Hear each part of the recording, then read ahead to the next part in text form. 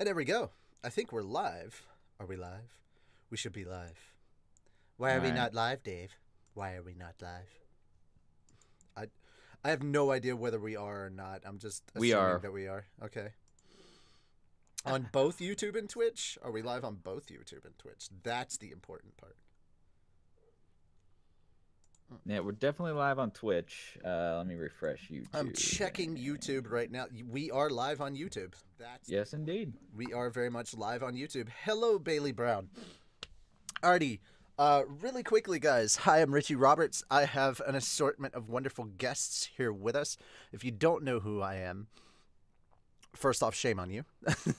But secondly, I am the assistant director and the writer for Log Horizon Abridged, as well as, if you can tell by my icon, the voice of Menu.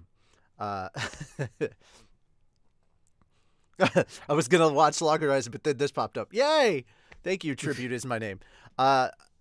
With us are an assembled crew of other Abridged series writers, and they will be introducing themselves shortly to not only introduce themselves to you and to us, but also to share their body of work. And essentially, we're going to kind of sit around. It's just picture as if we were all sitting around a table with some form of drink, whether it be alcoholic or not, and just kind of sharing stories and talking about our experiences and just kind of sharing what it's like trying to write for any kind of abridged stuff, whether it's a series, a one-shot, anything, because this is a way for any of you who are interested or wanting to get into abridging, or you have, and just wanting to know some of the tips and tricks that other people use.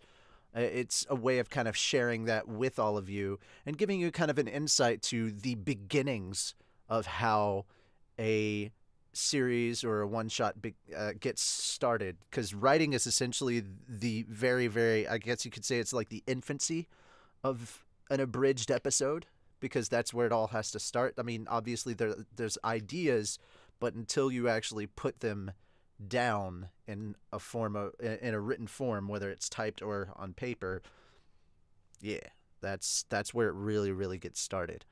Alrighty, so that being said, for this one, Aaron, I'm just gonna call you Yarrow this whole time. It's just gonna make it easier for everybody. Aaron? Yep. With 2 A's or 2 R's? Oh. There's so many. 2 fucking R's. Yeah, kind of like Philip DeFranco, just one L. I don't know who that other guy is. These are the tangents you could expect, but this is going to be a chill stream, guys, just letting you know. Yarrow, go ahead and introduce yourself. Hi. Well, hi, you guys. My name is Aaron, a.k.a. Yarrow Shien. I am a voice actor, content creator, sound designer, and I am the creator of How to Be an Adventurer, Macaca City Actors, the Abridged series, and Fate Zero. To those who think that I only have done a little bit in Fate Zero, I actually wrote pretty much the majority of Fate Zero. There you go. So it was a collaborative work, but I did end up pretty much writing the majority of Fate Zero. Mm-hmm. And I pretty much know everyone here aside from Legend by Design. Mm-hmm. And might I say that these are all other wonderful guests. I'm a huge fan of Earl and Darkmoon here. Aw. Yeah. You're getting a lot of love for Don Machi right now in the comments, so it's kind of awesome. At least the YouTube comments. I can't see the Twitter ones, but I can see the YouTube ones, or the Twitch ones. Are just I like Carson how somebody making fun said of me. was awesome instead Was of awesome. is. It's because not still over. continuing. It's not over, guys. That's like saying that still Log going. Horizon Abridged was awesome. You know we're doing episode 5, right? like episode 8 is currently being edited. Yeah, I showed a preview which last which night. by the way, I just want to update everybody. The base edits, like the timing and the lip flaps for each of the individual scenes, that's all done. We moved on to visual. We're moving on to visual edits and stuff that we've got to do, and then it's all sound design. So we're already 1/3 of the way through the editing process, and it's been moving along rather nicely. All right, moving on from that. Let's Cody, introduce yourself, because you go by Cody Rock and Legend by Design. So which one are we using today? You can just call me Cody. Okay. I go by Legend by Design just because that's the YouTube channel I use most often. I guess I'm best known for my more recent work with the Fat Dog Studios channel with our esteemed colleague Richie Menusama Roberts, like Zoinks Game. What do you go by? I don't even know. I love that my middle name is now Minu-sama. This is beautiful. Yeah, that's what I'm going with. I always just assumed that. No, you assumed both correctly and incorrectly, I feel. Okay, fair enough. So I've just been doing a lot of work with the Fat Dog Studios. I'm a voice actor and chat moderator for their for the Dungeons of Fat Dog streams and a lot of their gaming streams as well. But you're also writing on a series as well. Yes, I am. I am I'm creating a Berserk abridged. The first episode is currently in the editing phase right now, and the second episode is being written. Taking a lot longer than I'd like, but this is but I guess that's just the process, I guess. I'm willing to bet everyone here can relate to that. Taking longer than you'd like, but yeah, it's moving. Yeah. Again, I'm just speaking from my experience. I don't want to presume to speak for our other esteemed colleagues on this panel. So that's basically the long and short of it. So yeah, that's basically it. Alrighty. Hunter, I believe you're up next. Hi there, I'm Hunter, also known as Darkmoon. I'm the creator of the channel Numbskulls. You may have seen Overlord Abridged, or more recently Attack on Titan Abridged. Or my personal favorite, Persona 5 Day 1. Day 1 Shout Abridged. We do a few one-shots every once in a while. But that was also with Quiz. I really like you and Quiz are the best. We're working on possibly a continuation of that, but as of right now, it's still in the writing stage. And speaking of writing stages, still writing for a lot of projects. I've recently cut a few projects, and I've thought about what I want to do in the future, and that's about it, really. Okay, hang on. Is there an issue where somebody's unable to hear other people say? Can you guys? No, I can hear you guys. It is being picked up by OBS on the stream.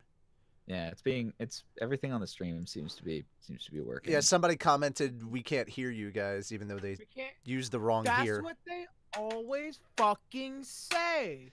But my audio is peaking on the fucking. Here's the thing. On the mixer, but then Right. I can't hear you. I'm like, wait, what? We can't hear you guys. Also, just really quickly, because this is a writers call with a bunch of writers. So when you say we can't hear you, I think you should type it HEAR, not HERE. Oh no. Oh, come on. That shit bugs me. Okay, know the difference between your, and your.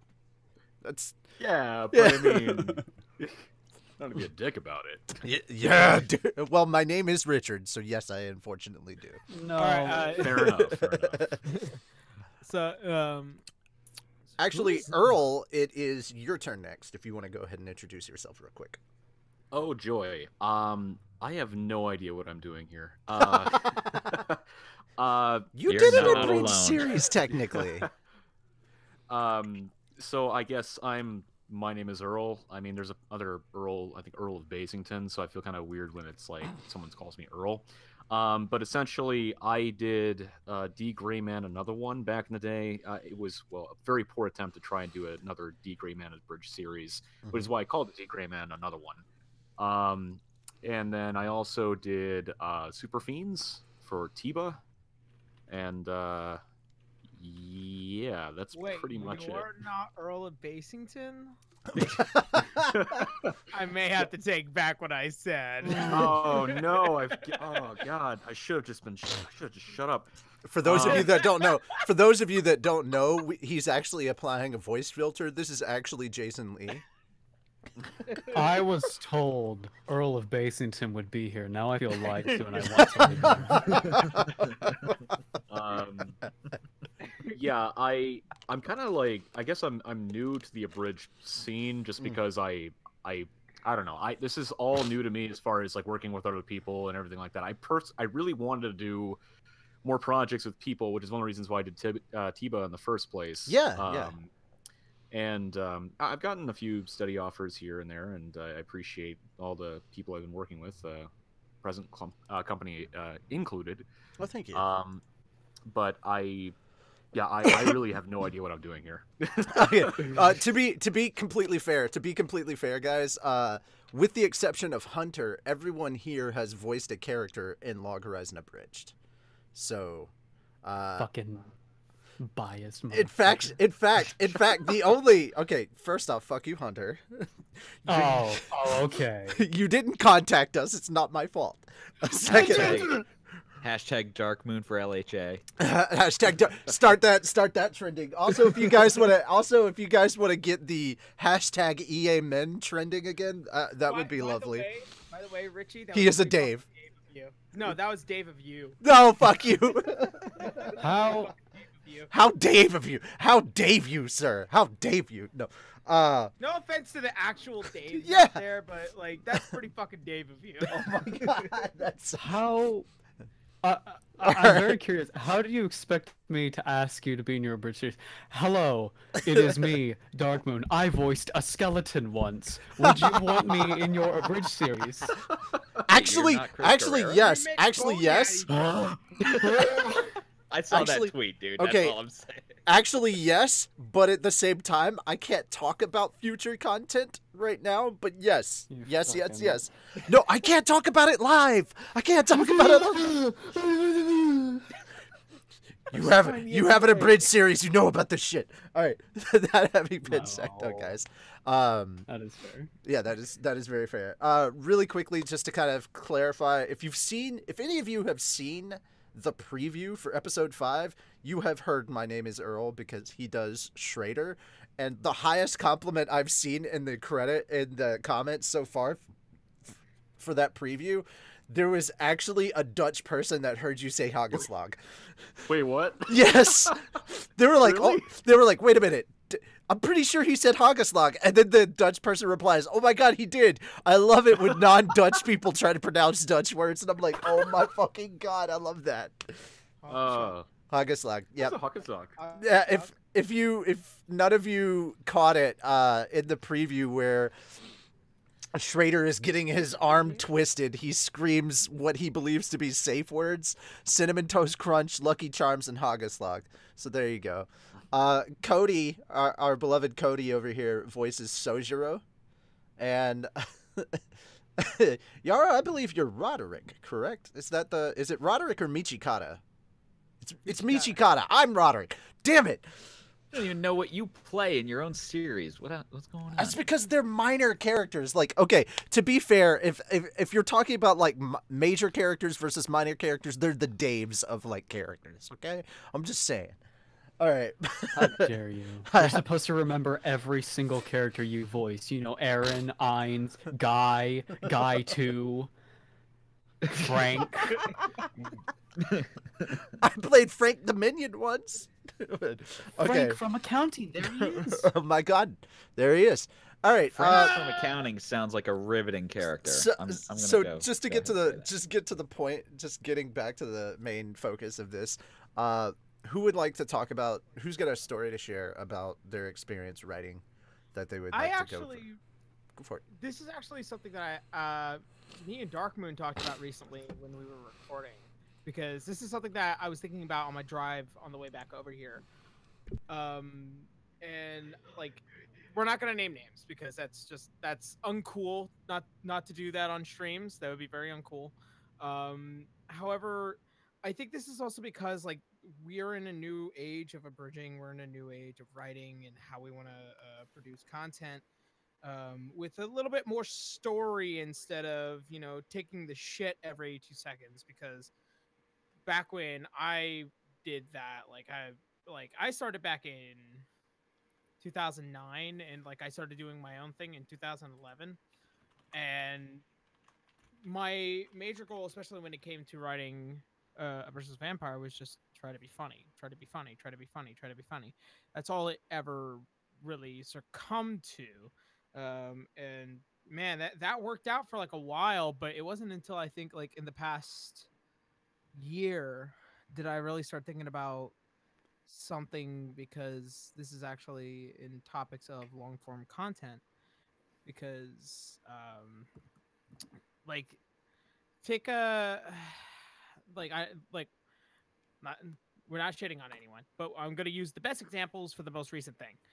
The best example I can give, like much like Dark Moon, something with the entertainment, long form content and story driven content, while also still having a sense of individuality and comedy, Mm. because you can still take the shit out of a a piece of content, but there's also still the story aspect of that content as well. I can't really say the same for Rosario Vampire, as that entire show is just a monster of the week. Let's see who can take the biggest shit kind of deal. Honestly, I think when Something Witty Sword Art came out, in the beginning it was kind of, they were pointing out a lot of things and flaws of the show, of the original show, that everybody else had kind of been talking about, and and as time went on, they really branched out into their own thing and kind of stepped away from just kind of that stuff, because that's really just easy to do, and they built their own story and narrative on that. Yeah. Of course, I have. Yeah, I'm not able to connect to Izzy's mind. I don't know if that's true or not. It's just how it appeared to their me. writing over the years definitely did evolve, as most people's do. If you actually look at Team 4 Stars, they're actually very recently they sort of kind of went that way in writing, Yeah. where they went Yeah. from jokey to trying to make a actual dramatic moment, and for the most part they succeeded. I feel that Team 4 Star, whenever people ask me about, like, for just watching a random abridged series, and again, I'm just brand new to this, so, like, I just only started watching Sword Art Abridged, like, when Tiba started, because I had no idea who they were, was that I compare, especially Little Karibo to Team 4 Star, where I go, Little Karibo is definitely the Aqua Teen Hunger Force type of writing, while Team 4 Star is more of the Venture Brothers type of writing, Right. in my opinion. As far as, like, there's enough comedy, and they poke fun at the material, because that's what Venture Brothers does, is they make fun of, superhero genres and all these other funny, these things that, everyone grows up with, but they still create enough of badass moments and enough of, like, hey, you can still like these characters and still laugh at them at the same time. I mean, that's what I got from it. That's just my 2 cents. But Actually, if we're going to talk about writing, there is one show that I think a lot of people do know, currently over on Netflix, that at its basis looks like it could just be comedy, but there's just a lot of that fucked up notion under it, and that's BoJack Horseman. Oh yeah. Agreed. Oh yeah. Agreed. I've been hearing a lot of things about that. I haven't seen it yet, but I've heard Oh my a God, lot really? of really good. It is masterfully written. It is wonderfully written. I essentially and it run 3 has- channels, dude. I don't have a lot of time. It enough. is masterfully written, and there's a lot of great funny aspects about it. There's a lot of good comedy about it, but it also still has a very deep story about an individual whose entire life is just rather fucked up. And I could even say Deadpool is like that as well, like Deadpool 2 specifically, because it had a lot of that comedic story, that like a lot of comedic hit points that you're looking for, but also there is like this deep emotional part, where he's like, I don't know who's seen Deadpool. I feel like everybody's already seen Deadpool 2. I've seen both. I've seen both 1 and 2. Yeah. Yeah. So like, so spoiler alert to the stream. If you want to cut me out for about a minute, Oh dear. this is your chance now. Cut the feed. Cut the feed. Cut the feed. There is a part in the movie where Deadpool is trying to kill himself. And this is the moment where I hang up on Aaron. Yeah. Yeah. because he got his. Because stuff happened in the beginning. Like I'll clarify this without tiptoeing on directly on spoiler, but I mean it happens like right at the beginning of the movie. It basically essentially stuff goes really, really bad, and to try and escape from the pain of it all, Wade tries to kill himself, but he's effing Deadpool, so he can't kill himself. So there's this aspect of like when he finally kind of has his peace, like he gets to go back and take care of what is now his new family. There is that aspect of that. There's a greater, grander story that's very deep and very it has a bunch of characters with a bunch of flaws, but like also like there's just too much funny shit going on at the same time. I think that's a thing that I'm struggling with and trying to balance out, like as we keep going on through Log Horizon Abridged, is like I know there's a difference between making an abridged versus making a ment, whereas a ment, it's generally comedy and not, you're not trying to have like a deep underlying story going on, whereas in an abridged you're trying to balance comedy and seriousness, serious tones, and yet at the same time try and follow the flow of the actual series that you're doing. And that's one of the more difficult things that I've found trying to write for Log Horizon Abridged is like, okay, we wrote a bunch of stuff that's really funny and that's all good and everything,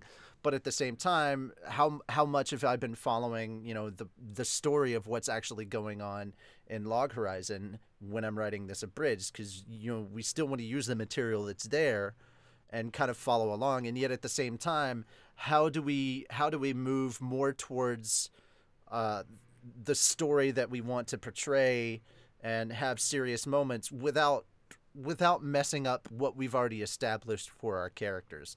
And I think we're going to have moments like that in episode 5. You're going to see kind of a little bit of a tonal switch or a tonal shift in certain scenes, but we're still not moving too far away from what we'd already established with other characters in their scenes and stuff too.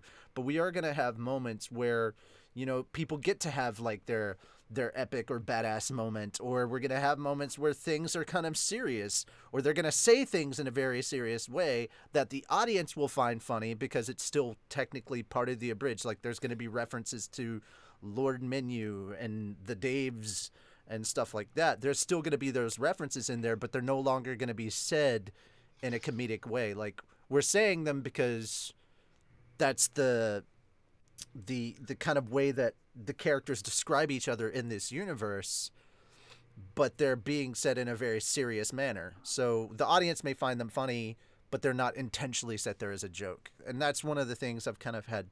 I have to play a balancing act with. I'm wondering who else, when they're writing, has to struggle with something like that too. Hunter, is that something you work on with Overlord? Yes, but I would describe Overlord to be a lot more loose and a lot more fun than something like Attack on Titan, where Attack on Titan I'm trying to keep the moments that I loved in that show, but the hardest part is trying to transition from these characters acting all goofy and whatnot into something like a character death or something like a fight or anything really. And transitioning is very hard, but once you got it, you kind of got it. And it's it's really weird seeing how people I wouldn't say weird. That was a mistake on my part. I would more say it's interesting to see how people do that in their own series, how they transition. Even if they don't, it's interesting to see what they do with their series in order to change it or to make it their own. Yeah, I'm actually curious with some of you guys as far as if you don't mind me just asking a question, kind of Go for off it, of yeah. a little Certainly. bit, where, No, that's the whole thing, so- is so you guys can ask questions of each other. Yeah, absolutely. So one thing that I kind of was weirded out about, especially with some of the abridged community, is that I've noticed some people saying that they don't like certain series yet they abridge them, and I find that odd to a degree, I do because too. you know I think one of the reasons that I liked when Dragon Ball Z abridged came out and when Yu-Gi-Oh abridged came out is that, like, because there was a panel actually here in Minnesota that Little Karibo came to. And he had mentioned that how, you know, at first when he was doing Little Karibo Bridge, when he was doing Yu-Gi-Oh Abridged, he first was like, "Oh, this is such a stupid series," and then he went, "I really want to know what happened to this guy's grandpa." So I'm kind of curious, like, do you necessarily believe that you have to be super passionate, especially when it comes to a bridge series? Do you believe that you have to be passionate about a series in order to, like, write for it as well as, like, just to abridge it? Because I mean, when you're a writer, you know, you're not always going to be working on passion projects. You're going to be working on stuff that, you know, you may not really enjoy, but you still want to make it enjoyable for other people.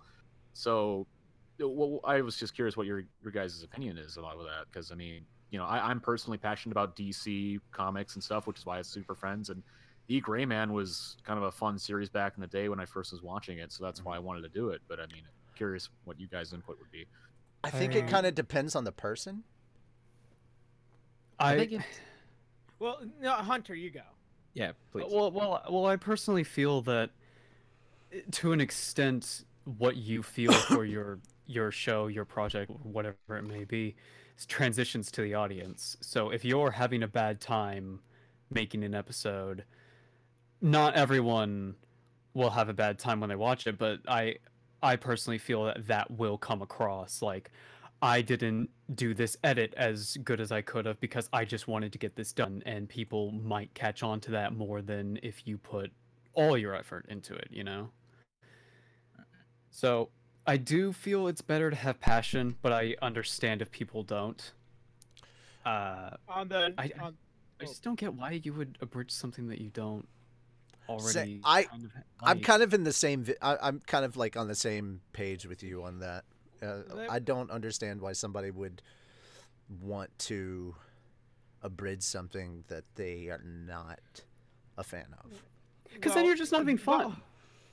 unless you're just doing it to be famous and get the views. Go Okay, ahead, Yarrow. So let me. I feel like I'm the oldest one here when it comes Depends. to have Oh, I stuff was fixing to starting. say. I was like, Aaron, you know my age. You know that's a lie. Like, when did you guys start? I actually need to know. You also have to get around. Like, you have to realize the fact that I started No. backwards from how everybody worked in certain things. I understand that. I but started out my in the question industry and then is- moved to abridging. But my question is, when did each of you start? In the abridged community? Yes. 5 years ago. Just okay, so 5 years. Mhm. And Legend by Design, you're 2015 is when the first 2015? thing, yeah. so 3 first thing I years. made. And then Hunter, you were. I started in 2014, but my first video was uploaded in January of 2015. Okay, and Actually, then hang on. Earl, you Yes. started during Tiba, right? So that's the weird thing too, is that I actually started doing D Gray Man, another one, back in, I want to say, 2014, and by starting I mean I just did a stupid pilot episode. Okay. And I So so I'm not wrong in that aspect of being the person who is one of the oldest in the abridging community, because like I said, I started back in 2009, so that was like a year after like Team 4 Star had really started up.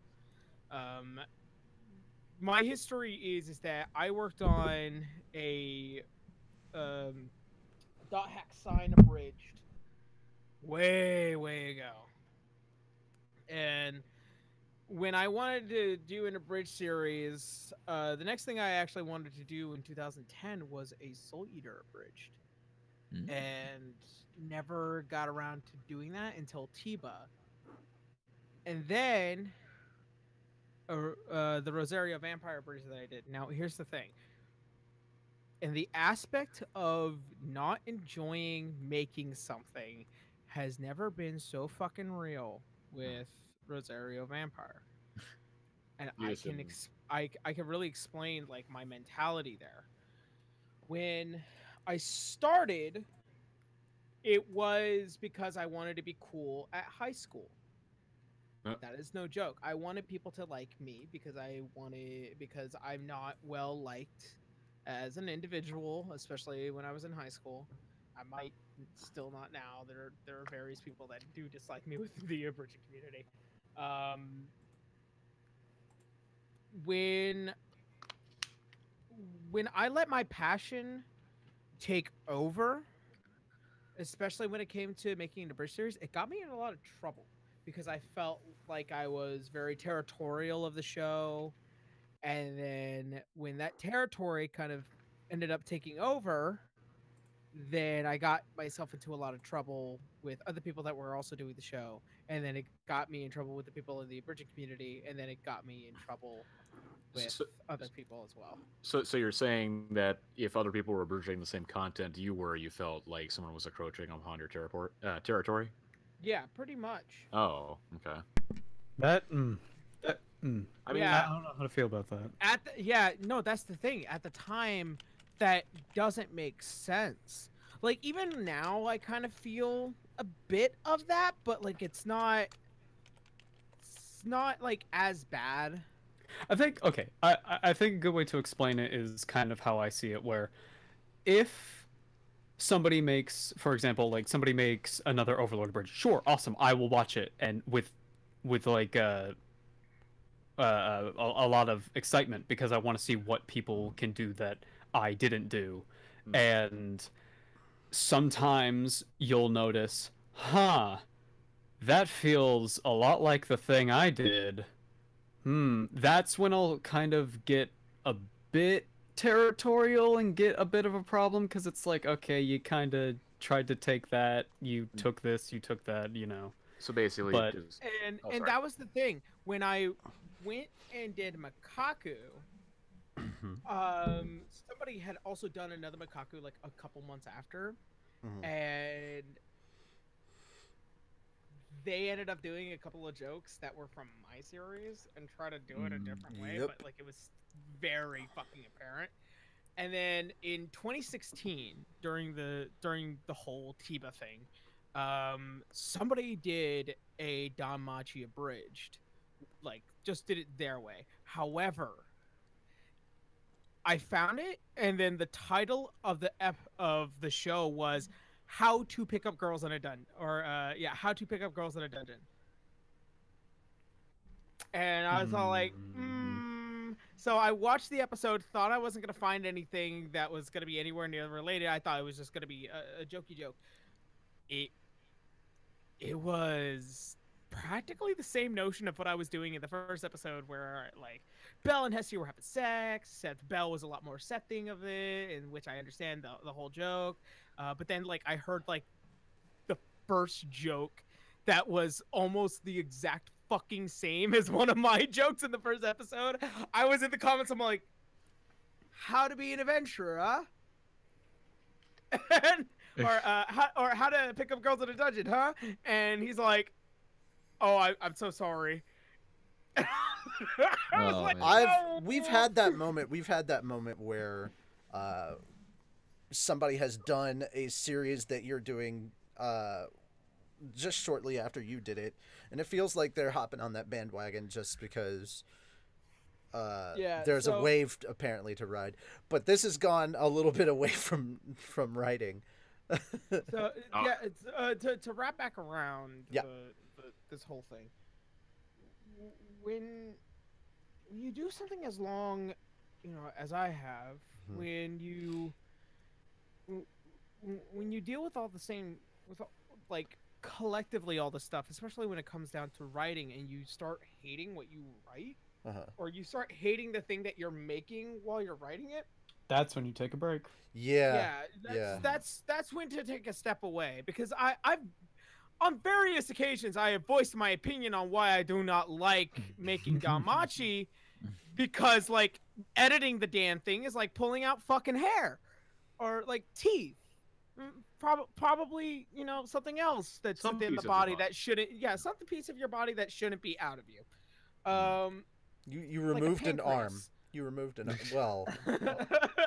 So Let's can say live with that. arm, because an arm would be slightly more important than just your well, simple no, pancreas. but Or I how mean, you about- don't or how about need remo- an arm. How about, okay, fine. Well, how about this? How about You this? need a pancreas. A liver even more. Yeah. So, like I've definitely felt that feeling of where like I just don't enjoy making this, mainly because it's just so exhausting, and it drives me insane. Damn But you, there are you had to also say times. pancreas. Now Yeah. I'm just stuck in Venom now because I saw Venom recently, and like pancreas immediately I think Venom. Damn it. So there are two sides. There are two sides of this that I feel like we should be There's discussing. like 5 sides Um, to every bit of this, actually, I think. But- like 10. One actually. side is when you absolutely have no fucking passion for it. The other side is when you have too much passion. Or when you've burnt out on something, or you get Ooh. writer's block and Well- shit. I want to talk well, about when- that when real you have- quick. Like, No, no. The dial is that if you have no passion for it, like you can tell. Like, take fucking Wangs for example. Like that, no passion, just wanted to write, just wanted to be popular, just wanted to do this whole thing. She's gone now. Don't worry, she's gone. Long I was gone. about to Yeah. ask, like, does anyone even remember who Wangs is at this point? yeah, no, she's long fucking gone. But like then there's somebody who had like 0 to no passion, didn't want to do the editing, writing was very, very poor, voice acting was poor, editing was poor. And then there was somebody who's too passionate, who becomes overprotective of this title, and then it becomes problematic. However, there's also this notion of like maybe sometimes don't step into that territory. Like if you could do it better than the last guy, that's fine, as long as like nobody else is like doing it at the moment, I guess. I wouldn't. But I mean, I don't know. Like I mean, I'm at the not same gonna time, how many SAO abridged were out there before something witty did it? You know, Oh, very many. that you could yeah, throw there a was a stone and hit an lot. SAO abridged. I wouldn't. I wouldn't fucking dare walk on to Team 4 Stars like I wouldn't start making. Oh, a there Dragon are Ball people Z that did. abridged. There are plenty of Okay. people that started doing DBZ abridged like 2 years ago that were doing DBZ abridged, and I'm like, bro, No. at this point TFS has it on lock. Just calm that shit down. Okay. I will say this about making an abridged series of something that has already been abridged and is wildly It's- popular. it is- Sure, fine, go for it. Just be prepared for it to be dead on fucking arrival and for everyone to come at you. I Just, mean, if what's you really can funny handle is- that, awesome. And what's really funny is we just did a Log Horizon abridged, and everybody like we were aware of like one other Log Horizon abridged immediately, and we knew this was coming. Immediately, we were prepared for it. Everybody fucking started comparing us to Something Witty's SAO. Either- Dude. Everybody. So Either if you do be- the same genre as another popular abridged series, you're gonna get compared to it. I think either be better than the last guy that did it, or be as good as somebody that is doing it. I wouldn't say be better. I would say bring your own thing to it. Yes, yes. Don't- Bring your okay, own, bring your own yes. original thing to it, because I knew that we were gonna have, like, I knew there was gonna be some overlap because it's trapped in a video game anime. You know, it's isekai stuff, and it is safe to say that while it had its flaws and multiple flaws, SAO was so popular that it spawned the isekai genre to the point that it's at right now. But that doesn't mean that every isekai is essentially a knockoff of Sword Art. If anything, Sword Art is a knockoff of Dot Hack, which did it first and did it better, in my opinion. However, if you're going to, I feel like Hunter's gonna have an aneurysm. because I said Well, because no, I'm trying to gather my thoughts because with people. Oh no, that's a different topic. Never mind. I'll hold my tongue for a bit. okay. But really quickly, I want to get to asking a couple of questions and get everybody's thoughts and answers on this. What when you guys encounter writer's block, because this is a common question I get just not even in abridging, just when I'm writing. Which, guys, by the way, I write for more than just abridged stuff. I write I take a big, fat dump.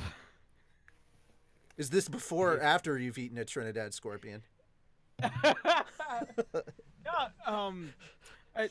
I feel like there's a legitimate answer on my end. Okay. Believe it or not. Okay, yeah, I'd like to actually hear everybody's answers to this. First off, I want to go to a couple of people that we haven't really talked with much, so I know you have an answer, Yarrow, but I want to get Earl first, and then get Cody next, and then you and Hunter can decide which one, because you have done a majority of the conversation so far. Okay. So Earl, I actually did have something to weigh in. I actually did have kind of a weigh in on the whole like passion for something. Oh, like okay. why would you abridge something specifically, or like you bridge something you don't like? I think it boils. I think it would boil down to the connection that you would have to that series. If you want to, and it can be, and the purpose of an abridged series can be whatever you want it to be. It can be a love letter. It can be a here's how I would do it. Here's X, Y, and Z. I think just having a strong connection to the series that you're parodying, whether you love it, hate it, everywhere in between. right. I think that I think that's a good place to start. Okay. And like the moment where you start to feel either neutral or burned out, that's when you need to step away from it for a little while and then come back to it whenever you feel it. I don't know. Is this making any sense? Yeah, a little bit. I get it. Earl, to jump back to it though, how have you handled getting like writer's block? So for getting writer's block, I mean, typically what I've done is that I just I have, not to be the traditional, writer or whatever, is that I do carry a notebook with me everywhere. And if I start feeling, like, hey, I'm bored, I just start writing in it just for the hell of it. As far as like, it doesn't even have to be anything regarding the Bridge series. It could be anything regarding as far as like, what would this conversation between these two characters would be, or as far as just writing about my personal thoughts. And so that doesn't necessarily mean that it's going to be incorporated into the abridged series or what I'm actually writing at the time. It's something to get you just writing. Right. Because writer's block is one of those things where it does happen to people, but the best way to deal with writer's block is to literally, as weird as it sounds, just to write. You don't have to be writing for what you're writing for right then. You just write something down. I feel Just like write I feel like writing prompts are very good for stuff like that. Yeah. So literally, just this is what I've dealt with, is that I've written actually a script for Super Fiends up to like episode 6, but I haven't really. But basically, what I've done is that I've written jokes between like 3 different characters that have nothing to do with what I want to do with the scene or anything like that. But it's a back and forth between the several characters because I want them to talk. So it basically, a lot of my scenes have actually dealt from just me randomly going, what would this character say in this situation? What would this character say in this situation? And just like, why would they talk about this? And that's helped me get through a few writer's blocks because it's allowed me to kind of like explore different options as far as like, hey, that this is something stupid, but hey, we're just going to go with this direction. So yeah, that's my input anyway. Okay. Cody? I'm sorry. Could you repeat the question? I was just trying to focus on the answer Earl was giving, and it sounded very well thought out. So, how do I deal with writer's block? Yeah. I just step away. Honestly, it's just I don't do it for a little while, and I kind of let my mind wander. Take a And break. somehow, and then if I ever get an idea, I just go into my Google Docs. I have a document there that I just kind of like. It's just my random doc. Right, it's just a random document. I just like write anything. And So it's a bit of both, shows actually. Okay, cool. yeah, so yeah, sort of like that. Hunter, how about you? I also step away for the most part and write things down, but I need to get better at explaining what I write down because sometimes I'll go back and look at my Same. notepad Same. or my Google Doc, Absolutely and same. it will just say Ainz is scared. I look at that for an hour and I go, what the fuck was I thinking when I made what was the idea? Usually what I find myself doing is watching the original source material, and more often than not I pause it and I just start pacing around my room or go for a walk or whatever it may be, and I just start trying to think of things, or I just step away completely and go do something else for a while until something plants its seed in my mind. But yeah, then step away. Yara? All right. So first of all, like I say, I take a big fat dump. After eating a Trinidad scorpion. So here's the reality. Like, whenever I face writer's block, it's usually like because I'm sick of it. Like, I have this love-hate relationship with my show. Obviously, I've said this out loud, but when I write for it, it's usually when I'm in the best mood or when I'm really angry. This is because the way that my life is, like, I wrote How to Be an Adventurer when I was angry. That was because, like, I was almost out of college. I was sick of life. I was sick of people. I was dealing with a whole bunch of like shit, and so like I couldn't write Mikaku properly. I couldn't write Fate properly, and so I just was watching this show, and I'm all like, everyone's fucking making fun of this. I think I can make fun of it better. And I was super defiant in a way. I was trying to make something out of it, and I ended up making something out of it, and then it kind of just got around. So essentially, you could say that Rage writing. How to Be an Adventurer was born out of ego. I would say, yeah. It was, I could do this better. Because like I said, I was in a very bad mental space when I made it, and then like I got better, and like there's a lesson. There's a lesson there for everyone, boys and girls. You don't drive angry, but you are encouraged to write angry. It's okay. It's like writing is a passion. And people describe anger as passion sometimes. Yeah, it can be. And you know, love is a passion. Happiness is passion. You know, I've definitely had to get better over the years about where my passion is directed. But when I finally started writing, like, without having to be angry, like, I did have to finally take the knowledge of saying, like, I don't need to be angry about my writing anymore. I had to actually begin thinking about good writing.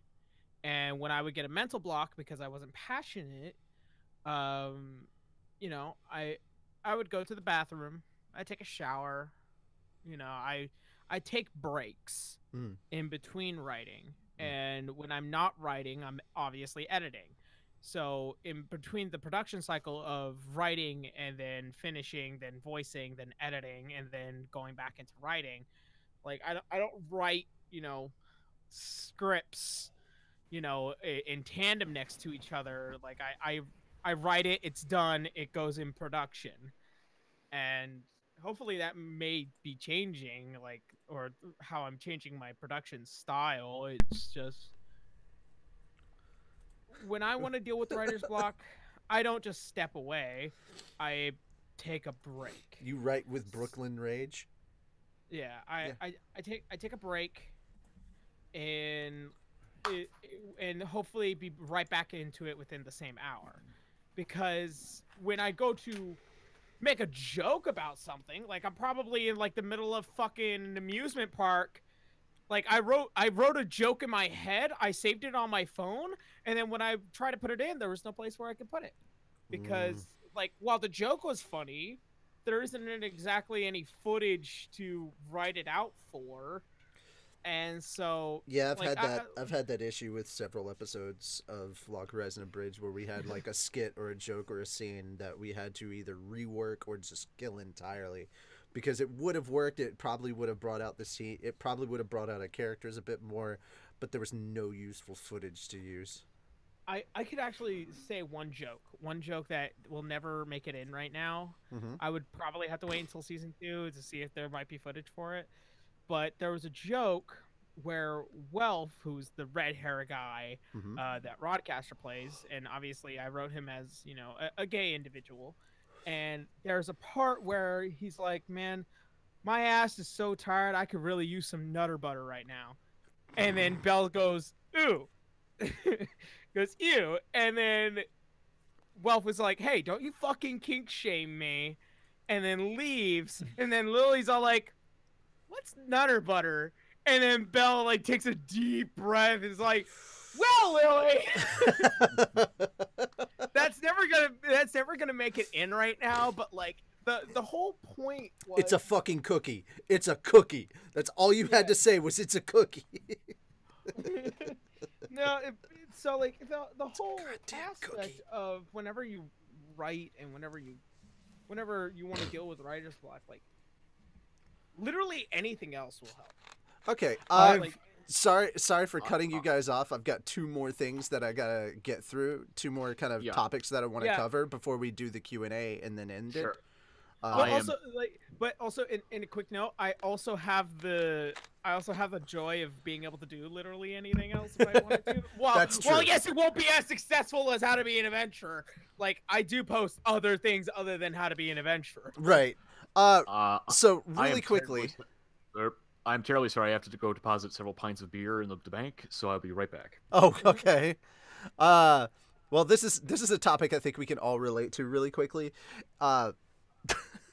Does anyone else their best fucking thoughts for an abridged for the story when you're working on it? Do they occur to you in the shower or right when you're about to go to sleep? You're like, fuck! It's too good of an idea, so you have to like fucking turn your computer back on, or you have to write something down because, you know, it's or you have to remember it until you're dry and you can run and write something down. Like, does that happen to you guys as often as it happens to me? Because my mind, generally, some of my best ideas when writing for just basic overall scenes, just a good idea, will happen to me when I'm about to go to sleep or when I'm in the shower. And does that happen with anybody else? Like the most inconvenient times? I think the most inconvenient time I can think about it is when I'm on the toilet. Okay. Well, I was I'm going to say, actually what's gonna- the most inconvenient time rather than does that happen? What is the Taking a most fat inconvenient time that you've had a great idea for your story that you were like, shh, crap, I wish I could have gotten to that? The airplane. Oh, that's terrible. Yeah, I can. Flying and technology do not go next to each other. You get those fucking flight attendants that are all like, "Sir, can you put your device away or put it on an airplane?" I'm like, "Fuck yeah, sure, I guess," but like, I was really busy doing something, and it always seems to happen to me. Like, no matter where I sit or what I do, I can sit all the way at the fucking front of the plane and a fucking flight attendant will bother me. I can sit in the middle of the plane next to the fucking window seat, covered by two fucking fat guys. Like, she will, like, hunt me down like a goddamn bloodhound. And then I can sit all the way in the back, and then all the flight attendants, all in the fucking back, will collectively, like a goddamn hive mind, will stand next to each other with a straight face and say in singularity, "Sir, please put your device away." Fuck you guys. Come on. I needed to write something down. Bitch, it's in airplane Yeah. mode. I know something worse than an airplane. Oh, Earl, A just to catch you up. dream. Oh, fuck you. Okay, Earl, to catch you up, I asked what was the most inconvenient moment that you had a really good idea for your story and you couldn't write it down?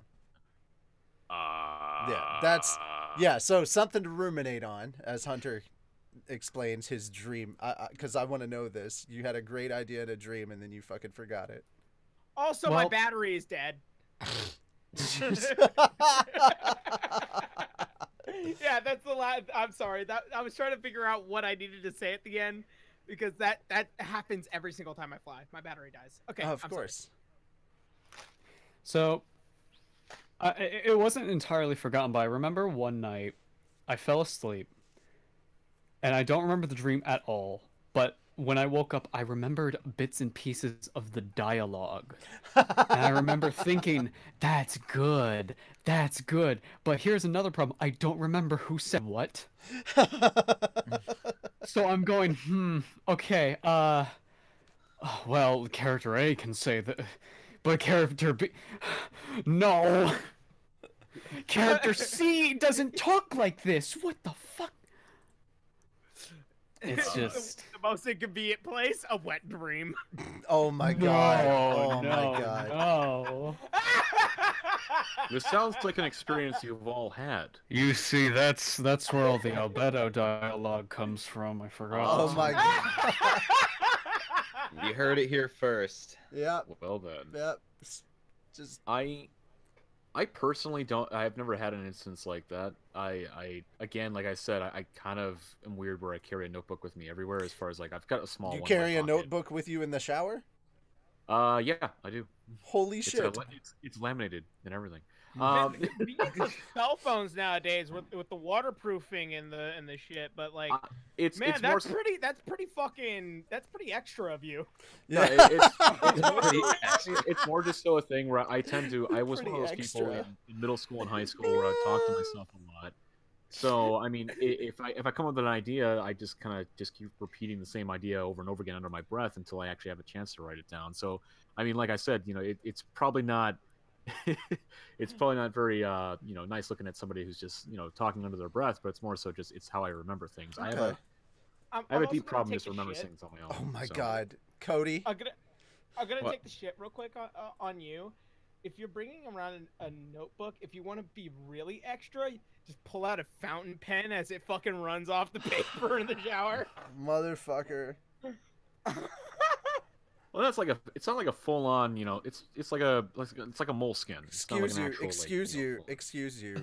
You bring a quill pen with the full feather and everything, like An ink pot. yes. Yeah, I got my yes. inkwell. Yeah, make it 1700s writing.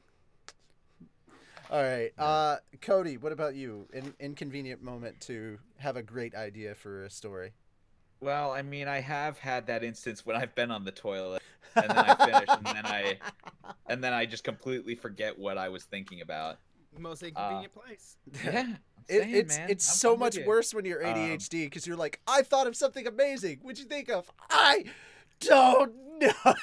Or the most inconvenient thing, one of the more inconvenient things that I've run into is just like I might just be taking a walk Mhm. and I'm nowhere near anything. I don't have anything on me to even write it down or whatever, and I just go, "Oh man, that's awesome." Then I get back to my desk to actually type it out, and I go, "What the hell did what was Yeah. I doing? What I was thinking so about?" awesome?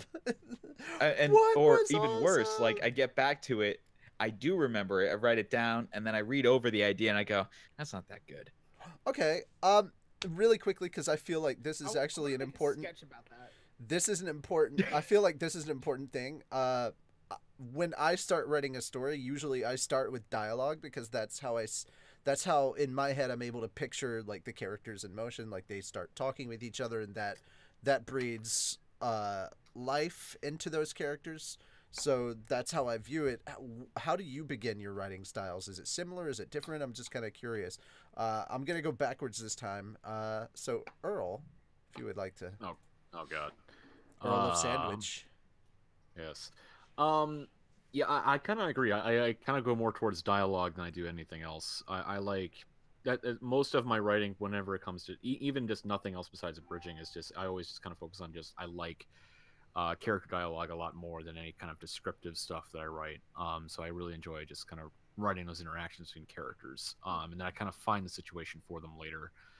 Especially for abridging, where it's like you write dialogue for characters, and then you realize, based like I think someone said earlier, is that you then find that you're limited based off the footage you are available. In fact, actually, with Super Fiends, the second episode I did is that the funny thing about the Super Friends, in that the first series that they did, there is literally only one episode where Aquaman is talking alone, and like every other frame, everything else, he's not like he's actually only in one episode where he talks out of the entire series. So I had to only work with those few frames. Everything else, like I didn't have the DVDs or anything like that, so I couldn't rip it. So it's like, well, damn it, I guess I'm just gonna have to work with the scene the way I can. So, Support yeah. the official release. yep, support the official release, guys. Support the official release. Okay, this The is. motion I'm doing is the finger rubbing against the back of the finger. Oh, okay. Wow, Hunter, what? How do you get started on your process for writing?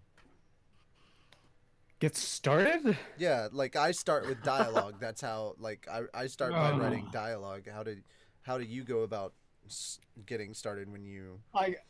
I can give you an exact example because I did it last night. Oh, go So, what you do is, you open the script, you open Premiere, you go to the source footage, you look at where you need to start, You chop. you two look at all the onions. shots. Oh yeah, you add the mushrooms. You basically look at all the shots you're working with, and then I go, okay, where does this need to lead into to A, be funny, and B, lead into the next story point? And don't forget, since this is hunting with Hunter, you have to add salt and pepper. Yes. Specifically You social. must. Sea salt and freshly ground pepper. Yeah. All right. That sea salt bullshit out of here. Look here, motherfucker. Sea salt is delicious. I will have Kosher none of your salt! shit. Kosher salt. All right, look, you and your long nose, stay out of this, sir. No. Oh. What nose? I'm a TV head. Fuck you. No, you're not. I've seen your actual face, you liar. And you can see his face too if you go to his stream on twitch.tv/YarosDN. Yaroshian, yeah. Stien? Fuck you. Stien. I was like, I'm almost gonna give you a shout out, but I'm gonna Stay change. inside, slave boy. Yarostin confirmed. Yaroshian I forgot- confirmed. Yo, I forgot to mention something that I do that's it's a bit weird. I'm not sure if anyone else does it, and that's why I kind of want to ask if you guys do this at times too. But I do it more often than I think most. yes, we masturbate. And It's okay. No. You're It's, writing a scene, Yep. and you're thinking like, oh, what would this person say here? Oh, they would talk like this, and then they would respond like this, and then you realize all that stuff that you're thinking about, you're saying out loud, and you're actually standing up and you're walking around your home, just reenacting this scene that may or may not work, because now you're not looking at the source footage, you're upstairs somewhere completely different. So you rush back down to see all the footage and you go, that part can't work. Okay, first off, I can't relate to a specific portion of that because I don't edit. Like, I don't do the editing for it. Fuck you. Yeah, so That- first, no, but, however, Hunter, just to explain, I'm an actor. I've been like, I don't just do voiceover. I do improv. I do theater. So all of that stuff that you describe, I've been doing that all of my life. All the rest of that stuff. So just like, if there's dialogue, if I have a scene in my head, I won't even know that I'm doing it. I'm acting out all the different sides. Yes, I do. Yes, I do. Same here. I totally do that. Yeah. I think it's. I don't know. 100%. It's a little different for It's people. helpful I for guess. writing, I think. Yeah. The only time I'm writing is when I'm watching the source material. I watch the source material first just to have it kind of fresh in my head, and then I'll Yeah. start writing. Yeah. But- Same. But the problem with me, Mhm. and I relate to Hunter on this, however, I do something probably more annoying because I can make it work. How surprising However- Yarrow does something more annoying. However, I can make it work, but it's like probably like a frame. Oh my god! Like, I see like a single fucking frame of it. I'm like, I feel like if we were playing poker right now, Hunter just pushed out like Hunter just put down like a couple of chips and was like, he was feeling very proud of himself, and then Yarrow just puts down a fucking stack and he's like, I see you and I raise you 5 times the annoyance. I'm like, motherfucker, god damn it, Yarrow. You see Yara. This is supposed to be just a conversation. It's not a one-upmanship. Right now. Yara. Who can annoy the more? So We get it. We get it, Yarrow. You win. You win. Are you happy? I'm sitting I'm sitting here like probably a few days ago. God I damn told you, Hunter sir. I wanted to work with me, and here we are. Probably him about to say Changed no. your mind about that, have you now, Hunter? Have you changed? Now you see here, I have a significant advantage to you. Oh. Oh yeah. There is a large amount of characters in Overlord who do not have lip flaps, so I win. Which yet again, just to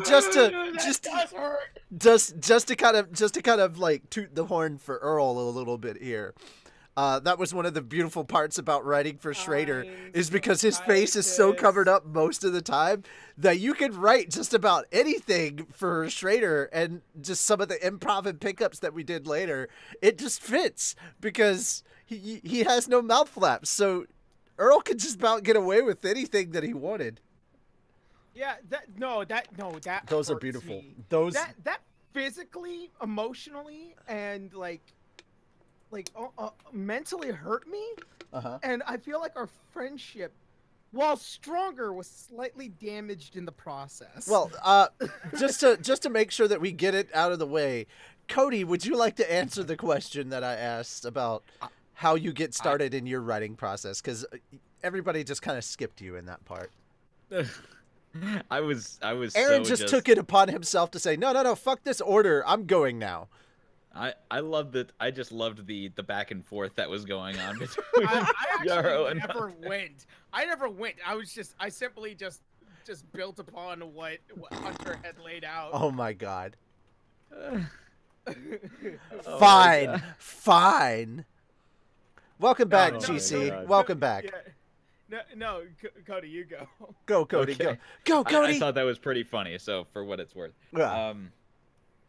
I start more or less with, it helps me to start at a kind of a macro level and then narrow in on dialogue. I start with the concept and the overall. I build the character arc for each character before I move forward with Per writing a episode or script. like for the whole story? Like you. Well, I start out for the whole story, 'Cause we know and where- then I chop it up. Because we kind of knew where we had an idea of where we were going from the beginning and the middle and then the end for Log Horizon Abridged. You're welcome, GC. Like we know where we're gonna end up at the end of Yeah. Log Horizon Abridged. We know what the series finale is gonna be, and we know it's gonna blow some people's minds. It's gonna fuck with other people, and then we also know that at the same time the post credits is gonna be absolutely hilarious. So we're really looking forward to that, but at the same time, you still have to sit down and do these individual episodes and start writing. So when you actually sit down and start writing, what is your process for that when you start typing up your script? When I start typing up my script, I kind of I have to match the concepts, the character arcs to the footage. And with Berserk, in my case, in Berserk, there's not a whole lot going on in a lot of it. So Well, until the end. Until the end, yeah, right. So I kind of have to. There's a lot of. I've run into the problem where there's a lot of space to fill, and I have to do my damnedest to try and figure out how to fill that space. So so writing dialogue has been very, very challenging in that, like, all right, I need to be very cognizant as to how the basic characterizations at this point in time of each character are going to clash, and how their difference is going to clash, and how are their where can they find common ground, but more importantly, how are their differences going to clash? How are they going to actually? One part of that is how you write it, how you make it interesting to just read. And the second part is how your voice actors are going to carry that and make it something truly special. Right. Which is another reason why we have like cold reads and stuff.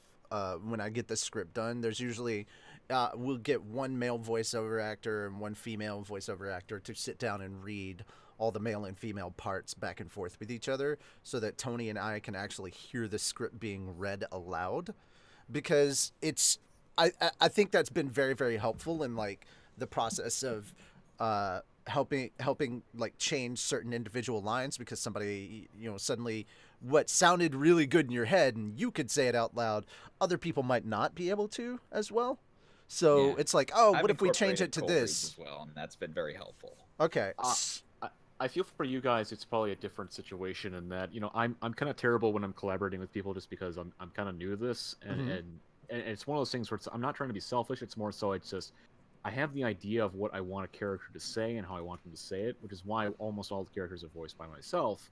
And so I guess with you guys, you kind of like you deal with that kind of aspect of where you have to work directly with your actors, and I guess that prevents a whole different problem for you guys than opposed to me, where I just kind of like I know exactly what I want to say, I know exactly how I want it to be said, and I don't know, just it's a different situation for myself compared to yours, but. Got right. Whatever Yarrow, works. you're gonna be the last one, and then we're jumping into Q&A. Okay. Okay. So how do I start my writing process? That was a question. Yeah, because I Okay. start with dialogue. That's usually how I get. That's how like the characters in the story kind of come to life. I have the idea of what's going to be happening from the source material, and I have ideas about where I want to go. But like dialogue is how, essentially, it's not writing for the episode. It's just writing for a scene. When you sit down and start writing a scene, how do you do that? So whenever I write a scene, whenever I write something that's overarching, I don't have a goal in mind. I really do spitball it because like I'm a very super linear guy when it comes to writing a story.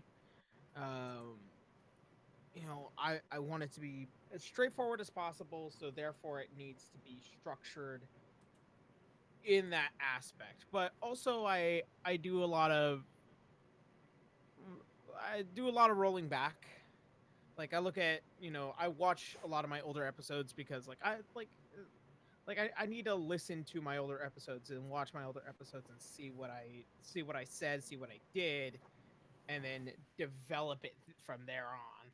And then if I need to drop in a joke, I will. Like I'm very good at like keeping a straight face, and so I write everybody who needs to have a straight face for something, who needs to be able to have a conversation with somebody. But if I need to break and have a joke, I will. Like like in that kind of way, like where I'm able to talk to you like this, I'm able to, go back and forth and have this conversation with you. And then, hey, joke, probably at my expense, probably at your expense, who knows. So when it comes to writing and structuring characters, I have to look at the character's past. I have to look at what they are and what they are ending up by the end of the scene. And I'll take Bell for the best example. He started off as this guy that's a bit of an asshole, and now he's an asshole that has to be a leader. And now when he was taking care of himself, he could say whatever the fuck he wanted. He could do whatever the fuck he wants. But now he has to take care of Lily. Now he has to take care of Wealth. Now he has to take care of Hestia, much to his chagrin, but he does it with a sense of respect and responsibility now. And that is much in the same representation of what Belle is like. Belle had to learn how to grow up in a world that was going to kill him if he didn't learn to get stronger faster. And amazingly, one of my fans yesterday, Lud, he mentioned that I began to write Lily in an aspect where she is a bit more complainative or bitchy. And I told him, no, that's absolutely correct. Because Lily came from a shit life and she never got what she wanted. And she had to deal with a lot of shit. And then when she finally made a friend that will protect her, a friend that cares about her, and when things start kind of going her way, but when her friend starts doing things that she wouldn't expect or has a certain expectation of, she begins to complain. So that's a certain aspect of her. Like she sees Belle as, a friend, a savior, and has certain expectations, and when expectations aren't met, you know, what do people do? They complain. So that's kind of how that goes. You know, I think of characterization first before I write dialogue. Dialogue is the expression of characterization.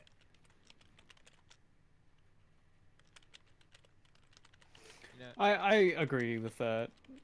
However, I don't agree with your spitball method of writing. it's a terrifying way of doing things, but It it's really, because really I'm- is. I'm so old school. Like, I've been doing this for too fucking long. That's not that's a honestly, that's a writing preference that has nothing to do with how long you've been doing it.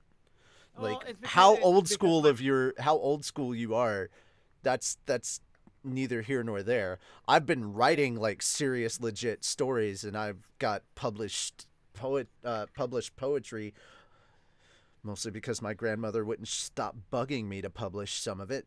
But essentially, I'm a published author, and I've been doing this since I was 16. I'm about to out myself here. That was 20 years ago. And so, but my writing style continues to evolve.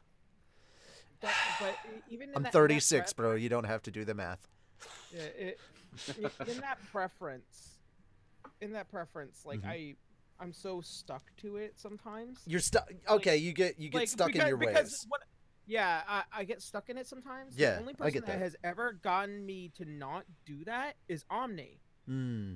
And that's when I was writing Fate, because he's all like, no, we don't do things linear.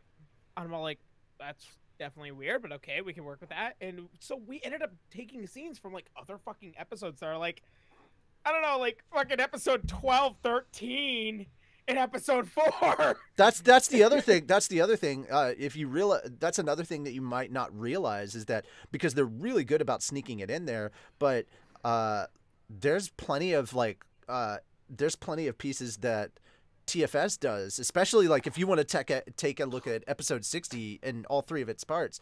There is plenty of moments where I've realized that they've grabbed from a scene that wasn't linear, and I'm like, shit, I could do, you know, that's the thing is I'm getting to the point now where, yes, I'm very much enjoying watching like episode 13 of SAO Abridged or episode 16 of DBZA, but I'm also looking at it from the standpoint of a creator as well and going, okay, what cool ideas did they have there that we could bring to the table that could only serve to improve our series as well. So I'm kind of trying to absorb a bunch of different stuff like a sponge. And I'm sorry to kind of cut everybody off real quick, but we got to jump into the Q&A. Yeah. I know that we have a limited amount of time left.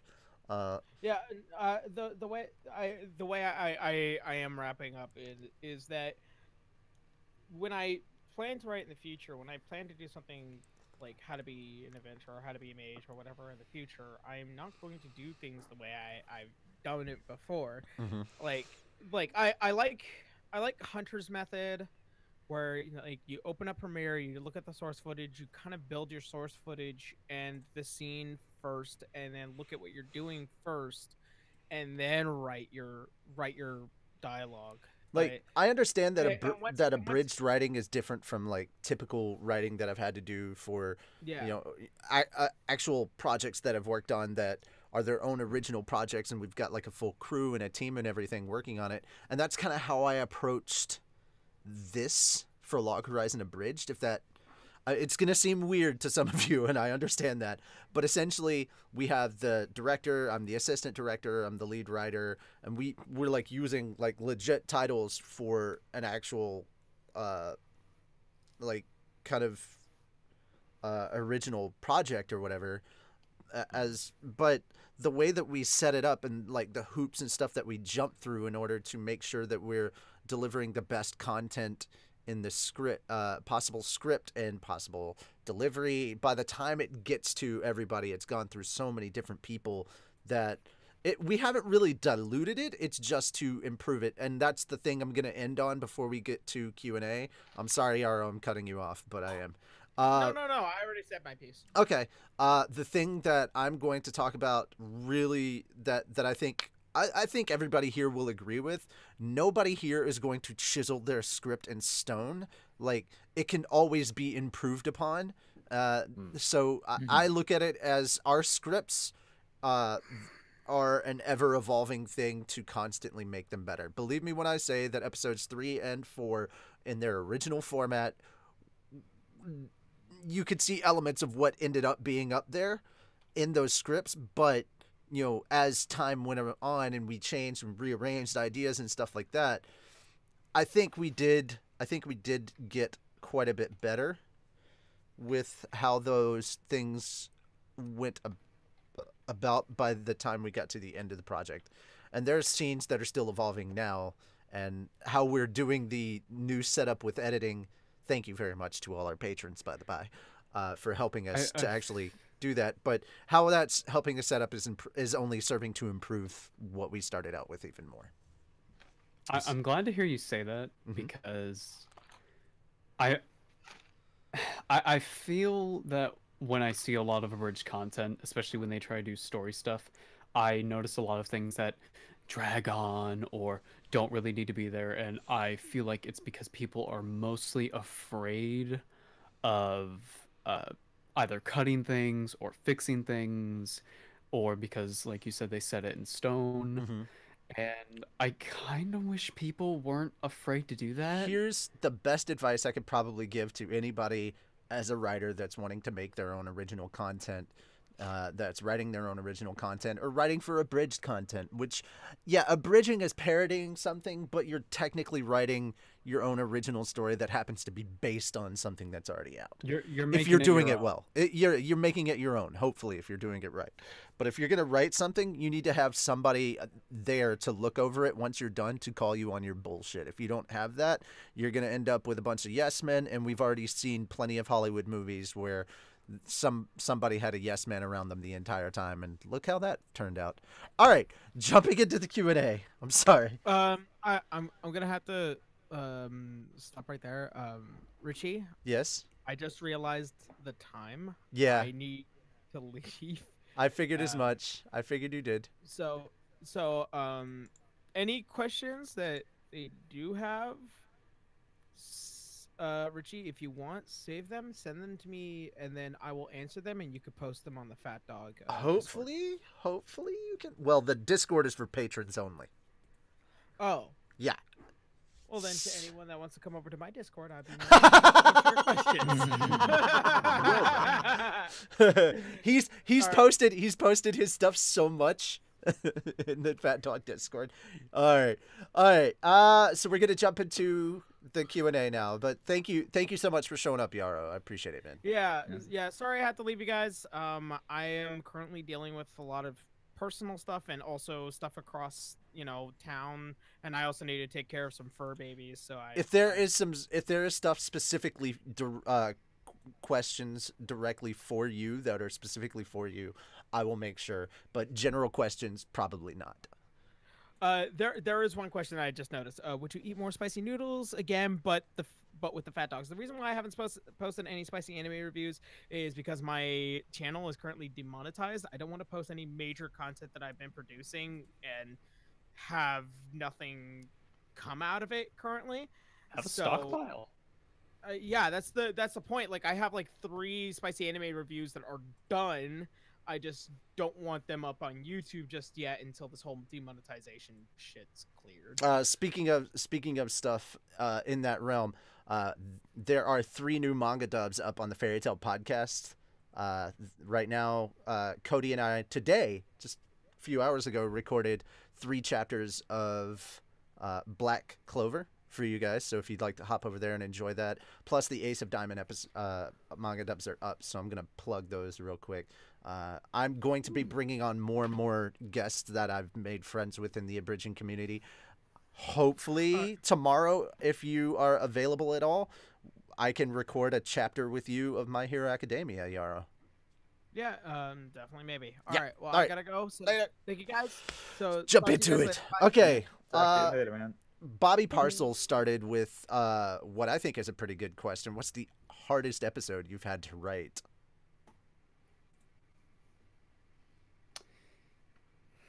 Who wants Someone to else. field? Who wants to field this That's one? a hard one. The I don't- first episode. I have literally very few episodes, so someone else should probably go. The first episode was for Tiba, so I mean, we were just genuinely nervous, but I don't remember it well enough. I just remember having like the overall nerves and stuff.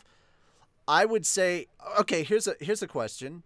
How long does it take you guys to write an episode? And this may piss this may piss you guys off. I wrote episode 5 in 2 days. Well, I wouldn't even say like 2 days, but that's not counting like the time.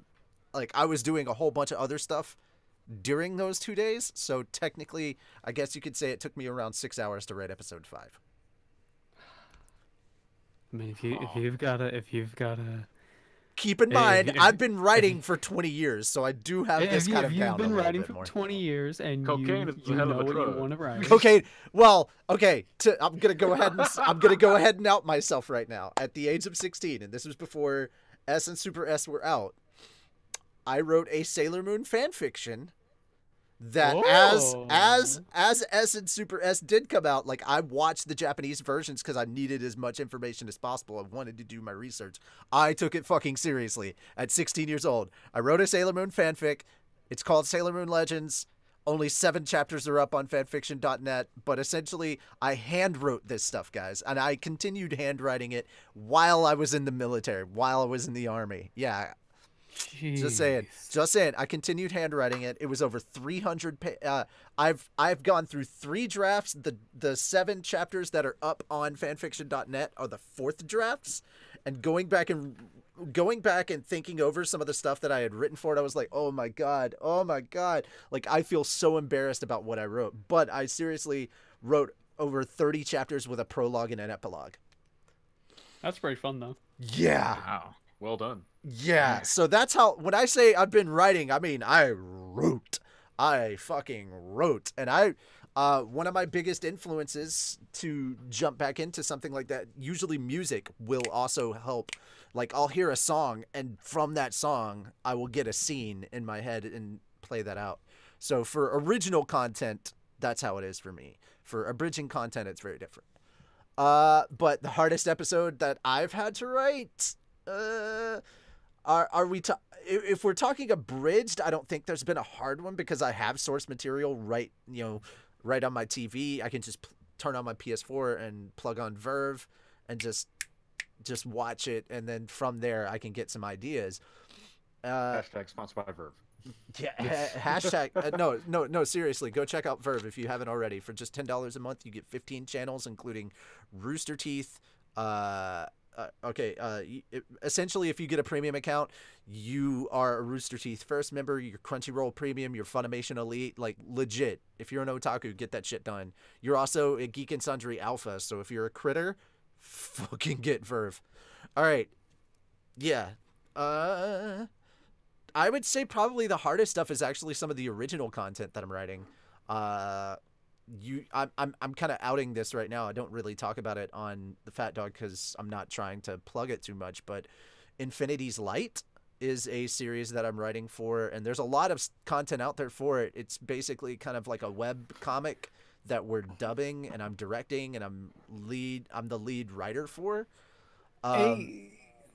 And essentially, it was the scariest project that I've ever worked on because it was my first time ever directing, and the first person I had to direct was John Bailey, who is a very, very professional voiceover actor, and you all would know him as the epic voiceover guy from Honest Trailers. And you can find all of his dialogue if you look up Infinity's Light promo, and that's Infinity with an apostrophe S.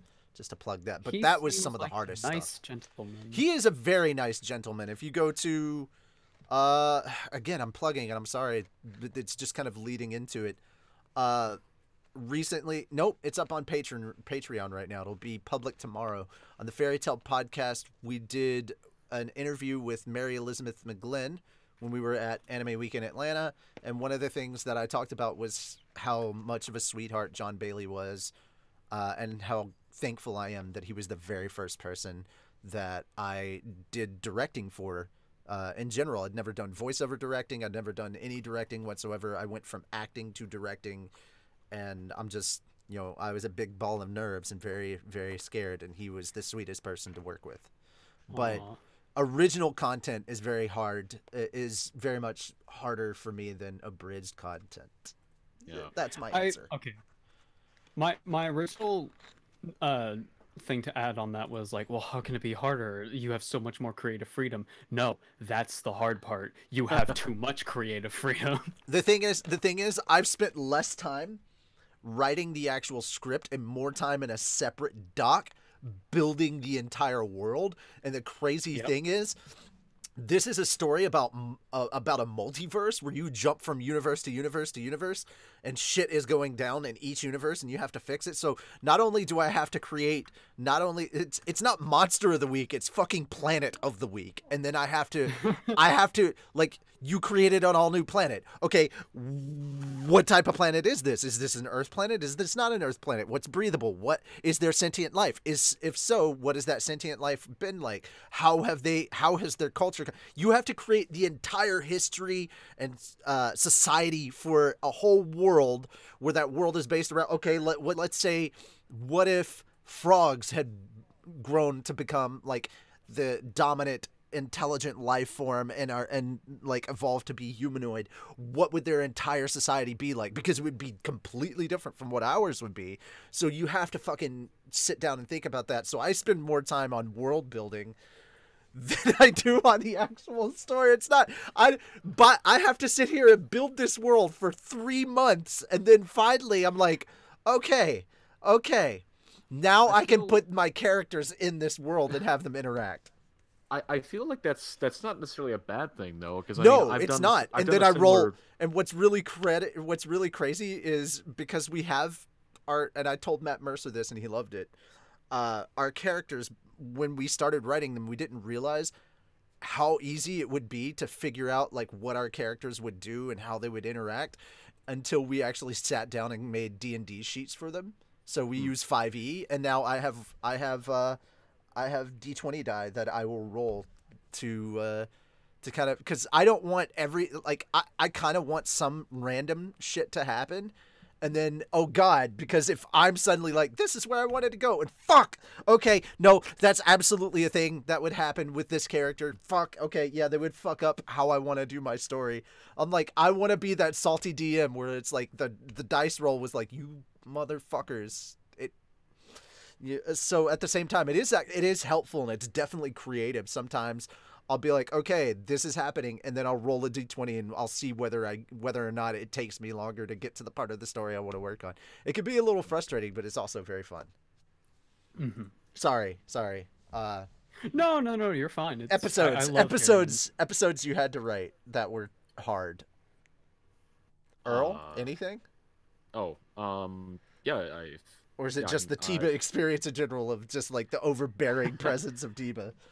That was primarily it, I guess, because it was more so as not to go too far into it, but it was a part of my time of my life where I was really not liking my job.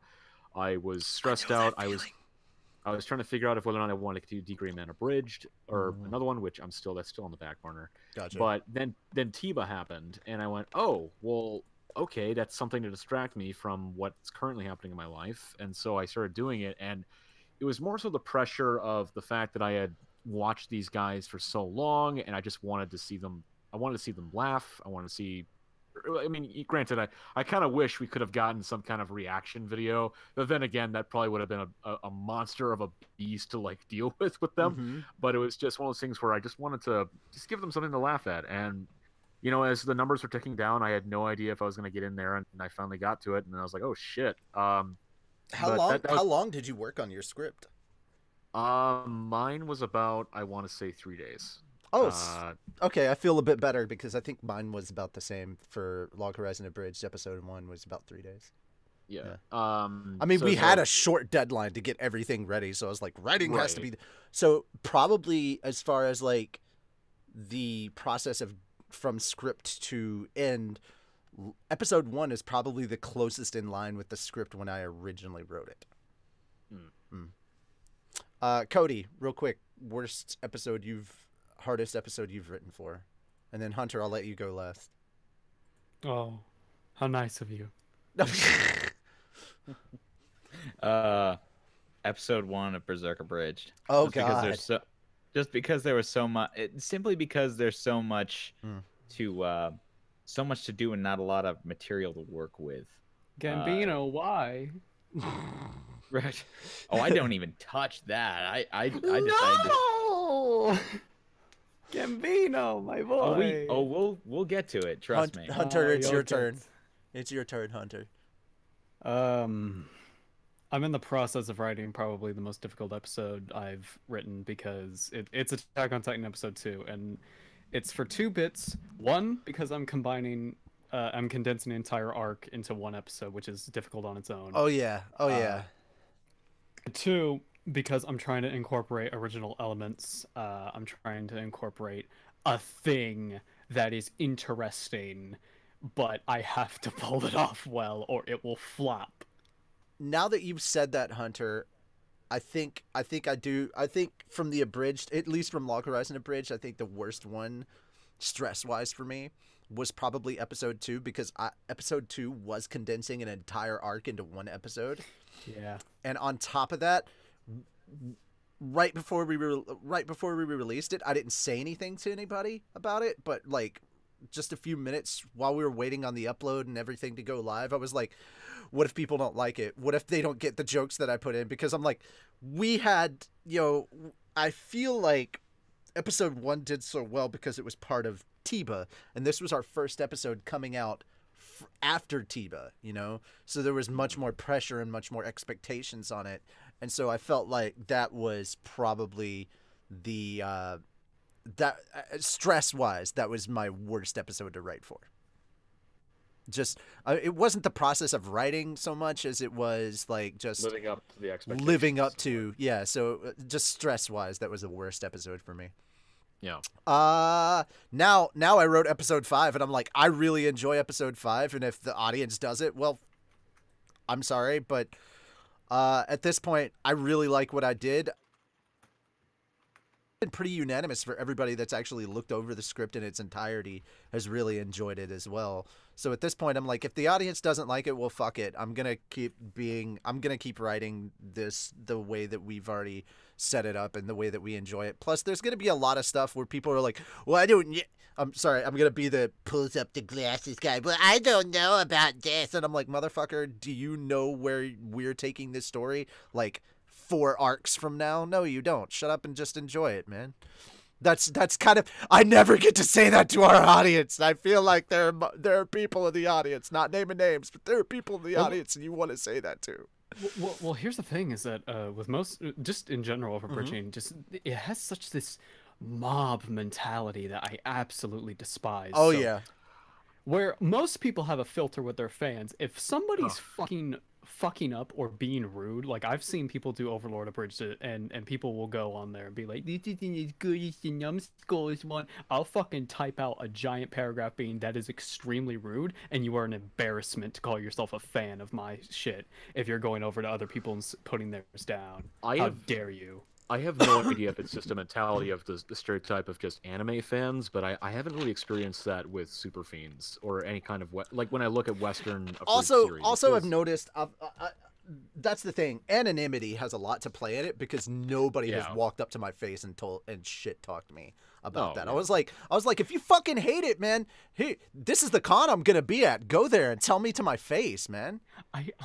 I don't. That's another thing. I don't understand the people who comment or just like come to a live stream or something and go like, "Your stuff is shit" or "This isn't funny." Like, okay, you gave me nothing. Awesome. But there cool. are literally times when people will come in and be like, viewing this and typing it out. You took. There are literally times when people will show up and go, "Get good, Dave," and I don't know if they're like trying to tell me to fucking get good or if they're just quoting shit from the show that they like. So I just assume it's the second. All right, moving on to the next question. GC asked, which is the easiest character for you to write? This is going to be surprising for a lot of you, but actually the easiest person for me to write for is Shiro. Absolutely 100% down. Shiro's just the easiest to write for. and essentially I have to go through like 90s, like what would have been a meme in the 90s is basically what I have to scroll through to fucking get Nautsugu. That's no, literally in episode 2, I fucking put in a Jay-Z reference for Dirt on the Shoulder. Nobody fucking got it. I was like, motherfucker, really? It was like, what? Ladies is pimps too? Go on, brush your shoulders off. And I'm like, motherfucker. Oh, I felt so bad. And what's really funny is like, that's the thing. Like Team 4-Star does it all the time, and people are like, "Oh my god, that reference!" I'm like, "Motherfucker, look." Also, but I did understand that there was going to be a divide about the Dave reference. Like half our audience would get it, half wouldn't, and I'm just like, I didn't even have to comment because I knew that other half that did get it was going to be like, "Get some culture, you swine," and and tell them, HAL 9000, man, go fucking check out 2001: A Space Odyssey. And I'm like, I'm not even trying to toot 2001: A Space Odyssey's horn. I just thought that was an interesting enough character. I was like, yeah, make it HAL 9000. That should be mean. Yeah, the thing is, like, how old are you? And also, are you a film student? Like, I'm an actor. No, I'm talking about like for your joke. It's like just how old are you? Yeah, you must be this old to ride this joke, or this profession. Yeah, I get you. But who's the easiest character for you to write? This time I'm gonna lead with Hunter, just to throw things up.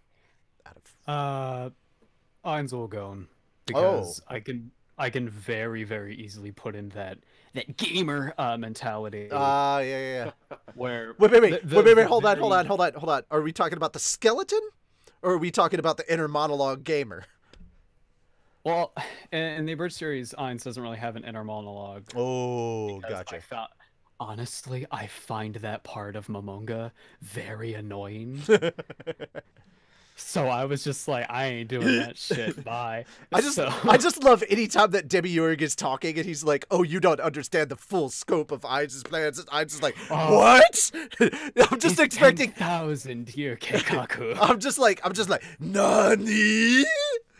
All right, Cody, who's the easiest one for you? We're gonna get sidetracked if I keep going. Yeah. The easiest. The easiest character for you to write.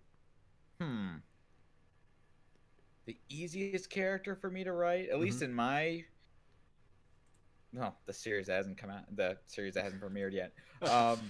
I will say the easiest character is probably Ricket to write for. Okay.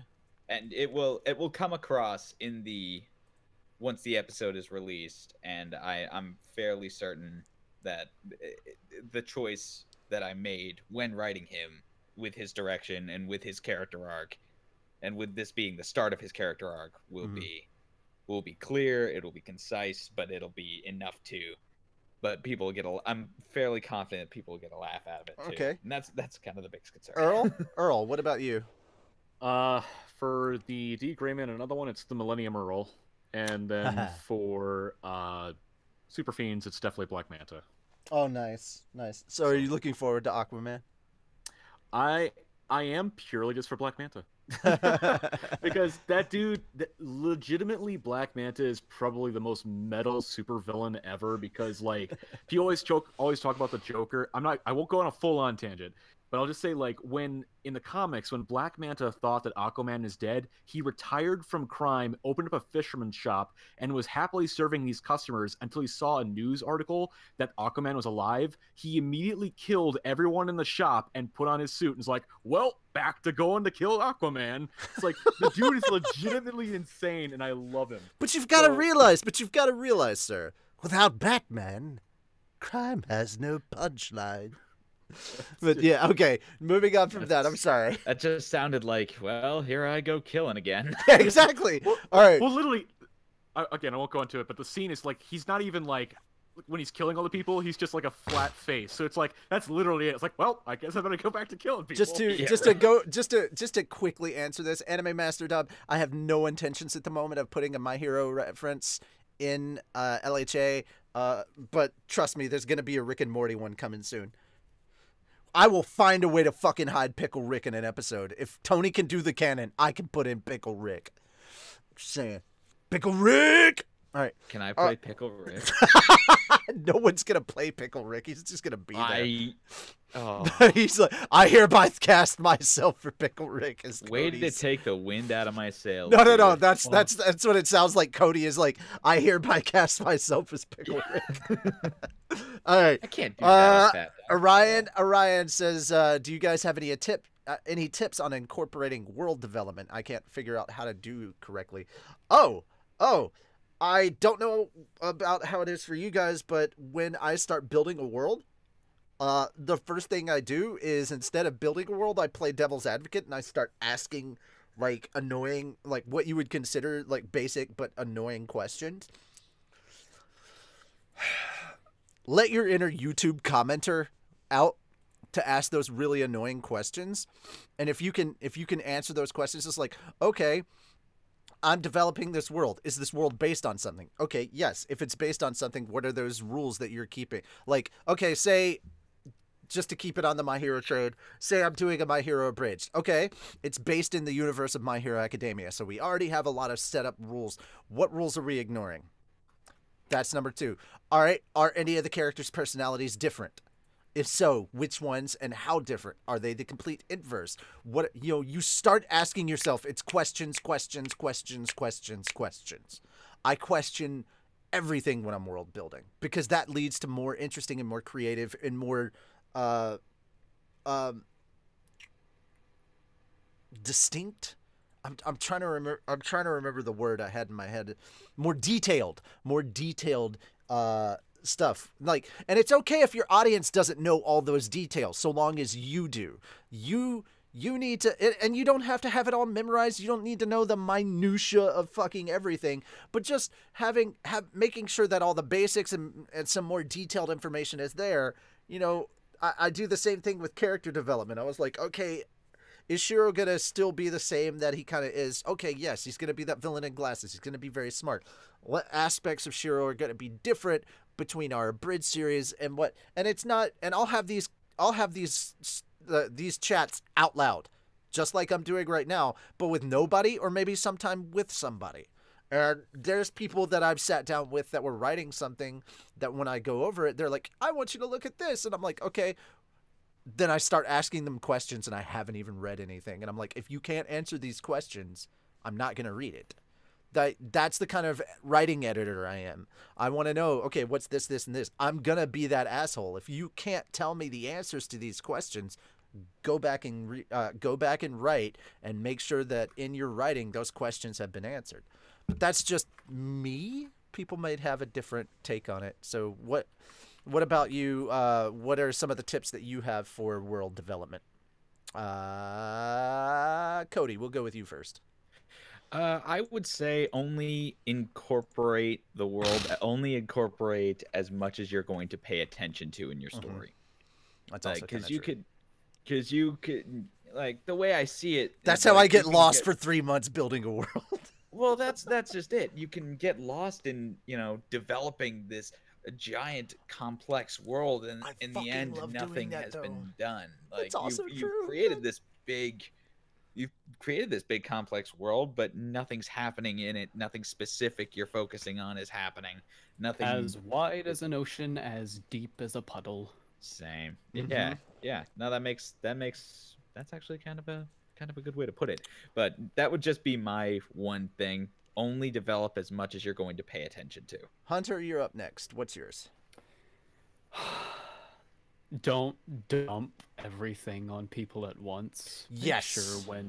Make sure when you have a world building opportunity, you take it, and don't just go, this is imaginary land. Now, imaginary land was made thousands of years ago by the yada yada yada, and they just go on for paragraphs and paragraphs just describing everything. And like you said, and like you said, the exposition is turned into an expose. Now, most of that is not going to have to do with the story at all. I think a very good example of that is Lord of the Rings, where the Lord of the Rings has this massive world with tons of things in it, but none of it matters. Lord of the Rings, or The Hobbit for that matter, you just follow these characters on this simple adventure, and that's it. Okay. What about you, Earl? I really have nothing to add because it seems like all of you guys kind of answered that question pretty Okay. sufficiently. That's the shitty part about going last. I'm so sorry, bro. You'll be first next time. No, oh god, no. No, but seriously, like you guys all touched on some really good concepts as far as like building a world. As far as don't focus on only the things that you really need to show, and then just because you have a giant world doesn't mean you have to show everything all at once. I guess the only thing I would probably add, as far as just if you're building a world, like just for generally this like a specific story within the world, is kind of just ask your question of just ask a general question of what is the goal. Like what is the ultimate goal of your protagonist, your antagonist, as far as the goal of this antagonist is that he wants to stop this thing from happening. The goal of the protagonist is he wants this thing to happen. I don't know. How does your world interact with your characters? Is essentially the important thing. There we go. Yeah. Your goal does. Okay. That's kind of a I gotta cut you. thing, but I gotta cut you off there because we still got a bunch more we gotta go through. I'm sorry. Next one is from Music of the Reaper. And he says, and I'm sorry I'm rewording your question, but funnest is not a word that exists. So, what has been the most fun character to write for? And I'm gonna start as I said with Earl. Oh fuck. Hey, it's a softball question, bro. It is, fair enough. Again, I think the most fun one would be Millennium Earl, just because I like doing Black Manta and all the other characters, but Millennium Earl from D. Gray Man, another one, is like, it's basically incorporating every stupid thought I have, saying it out loud, and just being basically like incorporating this degree of an old man who kind of gets the internet and kind of wants to be famous, but doesn't understand how to be famous. And the whole concept of another one is that the Millennium Earl discovers that there's this concept called abridging, and so he decides to abridge his own universe. So he switches on a device, and that starts pumping memes and pumping stupid shit into the universe that only specific people remember that, hey, this is not how this story is supposed to go, but he's the only one that remembers that this was actually how the story was supposed to go, and not Millennium Earl was gentle before gentle showed up in My Hero. But so that's why I like writing for Millennium Earl, because he's really fun because he's just such a stupid fuck. But yeah. All right, Hunter, who's the most fun character for you to write for? Definitely Demiurge, because while all the characters from Nazarick are relatively evil in their own sense, Demiurge is overtly evil. So I don't have to worry about him being subtle or him implying things. No, he's just gonna go, oh, I'm making some scrolls out of humans. Is that okay with you? No? Okay, I'm gonna keep doing it. You have fun over there. All right, cool. All right. And Cody? Most fun character, right? I would have to say probably Guts. Simply because of how the way I've got him, and the way this goes back to my base concept, and the way I'm going to actually have him interact with not just the Band of the Hawk but also the world is going to be as a very declarative statement. I think is going to be very fun to write because of just who he is and what he's striving for. What's really funny, I think a lot of people would expect me to say Menu, but the truth is that the most fun for me to write for is actually Akatsuki.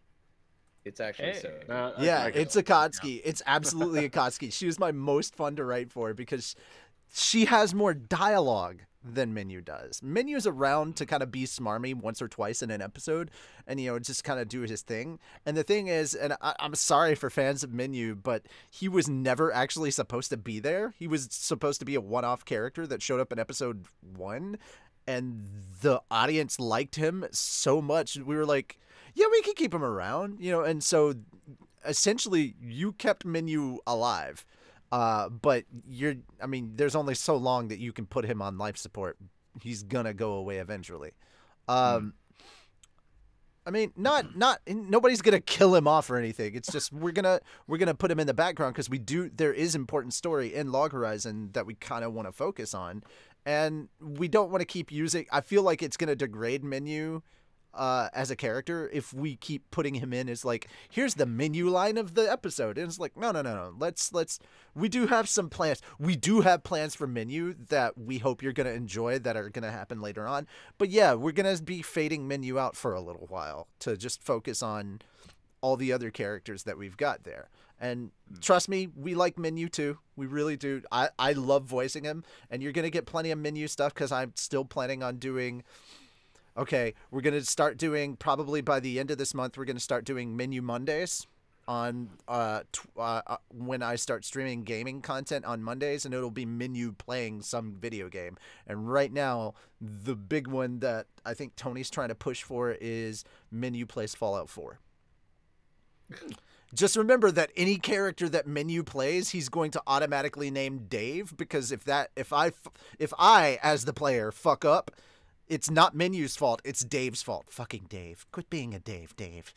You know, learn to get good, Dave. You know, I can just blame it all on Dave, which makes it great for me. But yeah, I hope we answered your question for that one. So next, I guess this one's specifically for me. GC says, were there any ideas you had to take out of the story for Log Horizon Abridged? Yes. Next question. You're not getting. I'm not telling you what, because we may be able to reuse some of those ideas at a later time. That's all I'm gonna say for now. Have you guys ever thought of putting in a reference from another anime, for example? Yes. I'm pretty sure we have. Yes, I have put in references to other anime within Log Horizon Abridged, but I do it in a sneaky, subtle way because that's the way I like writing. I like putting it in a sneaky. Now is going to be some overt ones, obviously, in the future, but I mean, and keep in mind that I'm not shitting on these other series. If I'm taking a jab at someone, it's a playful jab. It's never meant to be hurtful or anything like that. But yes, after a while, there's only so many times that you can be bumped by one series, and then you're gonna bump back. That's how I would word it. But what about you guys? I mean, I know they're asking for a specific reference, but have you guys put any of the stuff that's in there from other animes, any references to other animes in your Abridged project? This could just be a yes or no thing because we're just trying to get through it. So, Cody. Would I put any references? Have you put any references to another anime in your Abridged series that you've worked on before? No. Okay. Hunter. Good. I've referenced 2 awful hentai that people looked up and regretted. Was one of them Boku no Pico? Yes, the other one was Bible Black. Hey, Bible Black is a good one. I will state my claim on that one. Bible Black. You are disgusting. I don't care if it's hentai or not. Bible Black has some of the best animation I have seen in an anime. It has some of the best animation. But that doesn't mean but it's an animated porn, and it's still got really good animation. Get out of here while you can, Hunter. I'm just saying that dick was drawn very well. That's all I'm saying. He's got rice on his face. We gotta leave. Oh my God. My nose is bleeding. I don't know why. Earl, have you like put references to other anime or other series? Yeah. Well, to other anime, no. I guess in the D-Gram and another one, I did like a very quick side note to like the pilot for this concept of a Abridged series. I just showed several Abridged series via a digital screen, but that's it. Okay, what made you choose to write the series that you wrote? Hunter, I'm gonna start with you. Just because I like Overlord and Attack on Titan. I just love them, so Okay. I'm gonna do what I want with them. Earl? So the decision to do D-Grayman and another one was purely because it rose out of spite, sort of, where in college there was a guy I was rooming with who he saw Team 4-Star and he's like, we should do Bleach Abridged. And I'm like, all right. And so he started doing a little bit of it, and then he watched the first episode, didn't post it or anything, and he's like, I don't want to do this anymore, because this other roommate that he looked up to didn't laugh at it once. And so he was like, I don't want to do this series anymore. So I was like, all right, fuck it. If you don't want to do a series, I'll do a series. So I did D-Grayman, another one, and then I liked the concept of like Millennium Earl. He wants to do a Birch series. He's a dumbass. And then the other one was purely because I like the concept of Venture Brothers, so villains working in an office. So that's why I wanted to do. So that's why I did Super Fiends. I can immediately understand why you made it into the top 30. No, Yeah. Thank you. No, you knew your judges. You wrote based on your judges. You liar. No. Okay. No. Cody.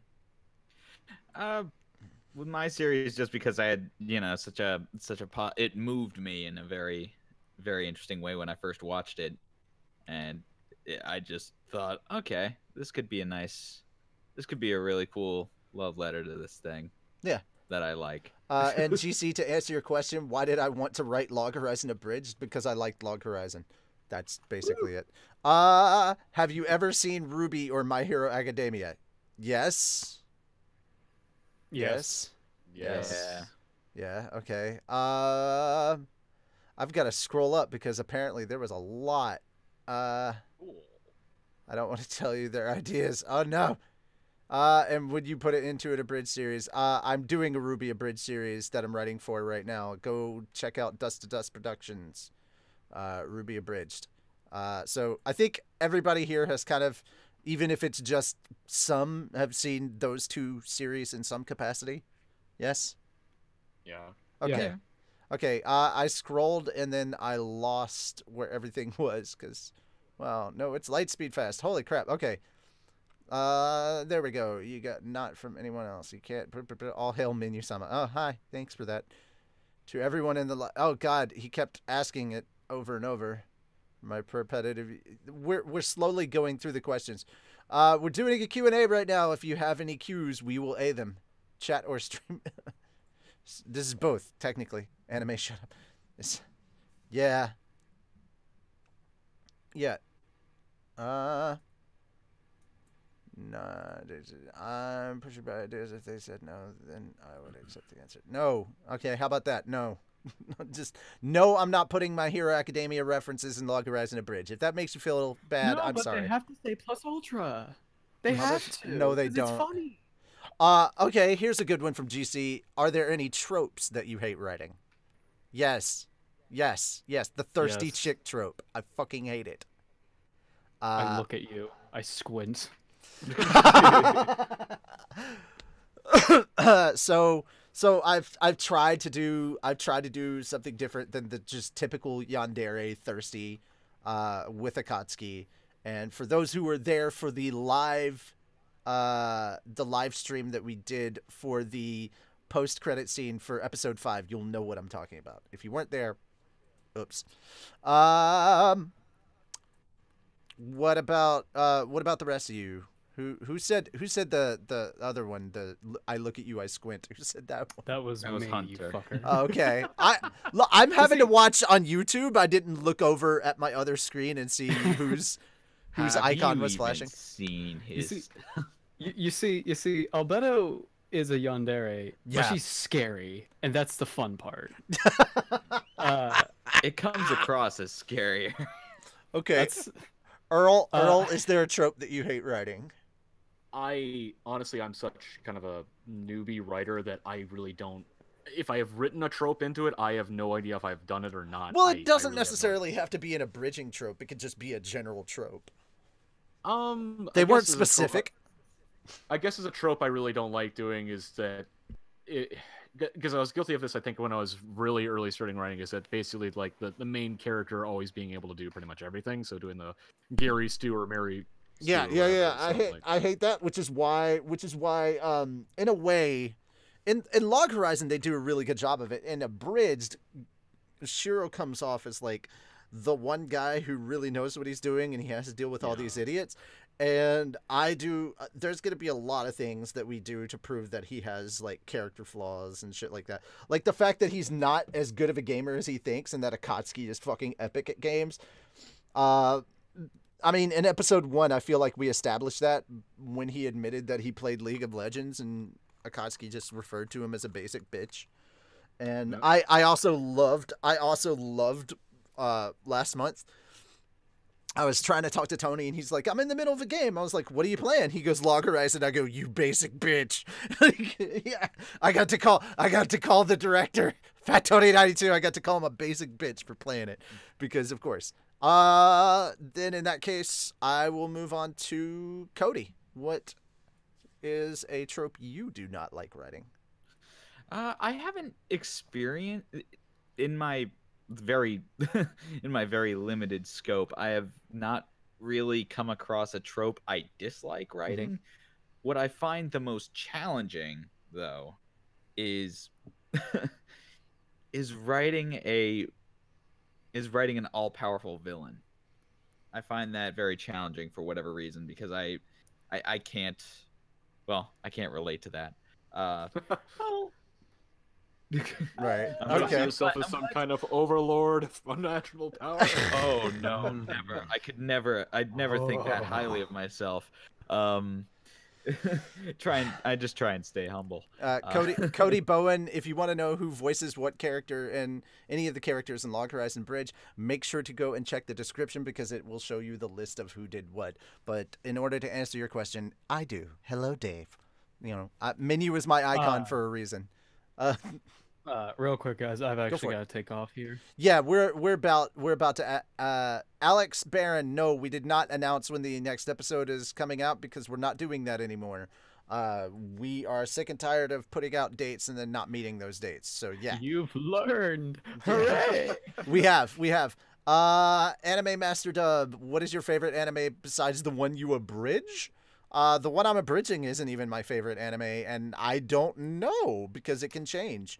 There's a lot of really good anime out there, and I am a connoisseur of anime. So, what about you guys? Any favorite anime? Because my answer is lame. Earl, what's your favorite anime? I'm just like, I feel like I'm pressing the mic right to. What's your favorite anime, Earl? What is it? So yeah, kind of going off of yours, it does fluctuate and change, but my all-time favorite was Yu Yu Hakusho. Oh, bless you, sir. Sub or dub? Dub. Hell yeah! See, guys, there are moments when the fucking dub is superior to the sub. It's Yu Yu Hakusho, Cowboy Bebop, like shit like that. We just recently did an interview with John Swayze, who I'm going back for OGs. John Swayze voices Gendo Ikari.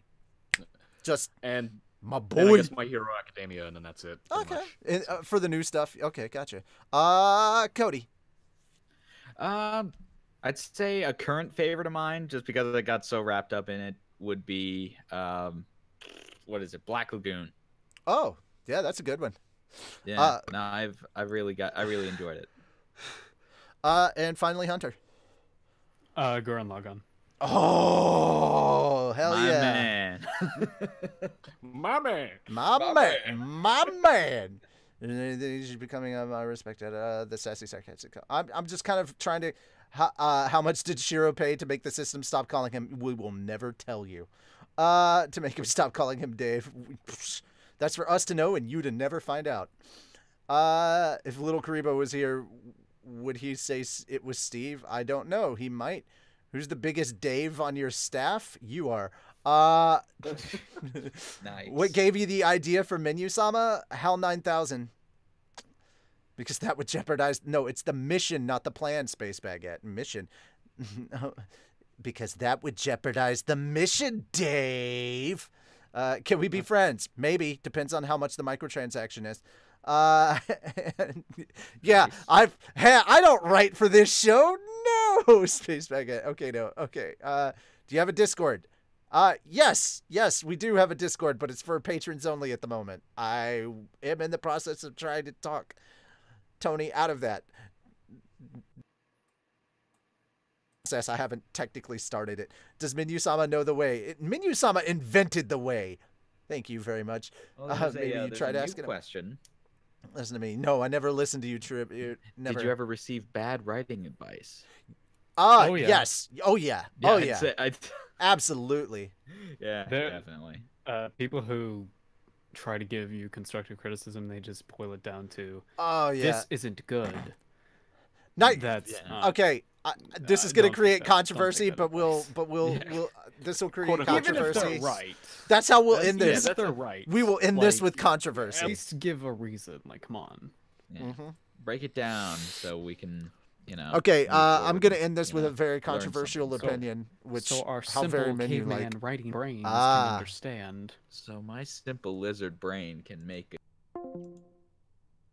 There we go. Yeah, I guess I've outed myself on Aha. the internet. I can I'm be sorry. heard once again, right? Hey, there he is. There I am. There I am. All right. So yeah, I think I'm gonna end this on a very controversial note. I wanted you to be able to hear this, because that bad writing advice thing, that couldn't possibly be a controversial note to begin with. I like Goblin Slayer. There you go. There's your controversial note. Menu likes Goblin It's Slayer. good. Yeah, it's good. I think it's good. Haven't seen it. No idea about it. Who is the dumbest group? Okay, Night God, reword your question, because that I don't know what you're trying to ask. Who is the dumbest group? I mean, I've met a lot of stupid people all gathered together. Mob mentality can really drop an IQ very fast. I'm just saying. Make America Dave again. Just saying.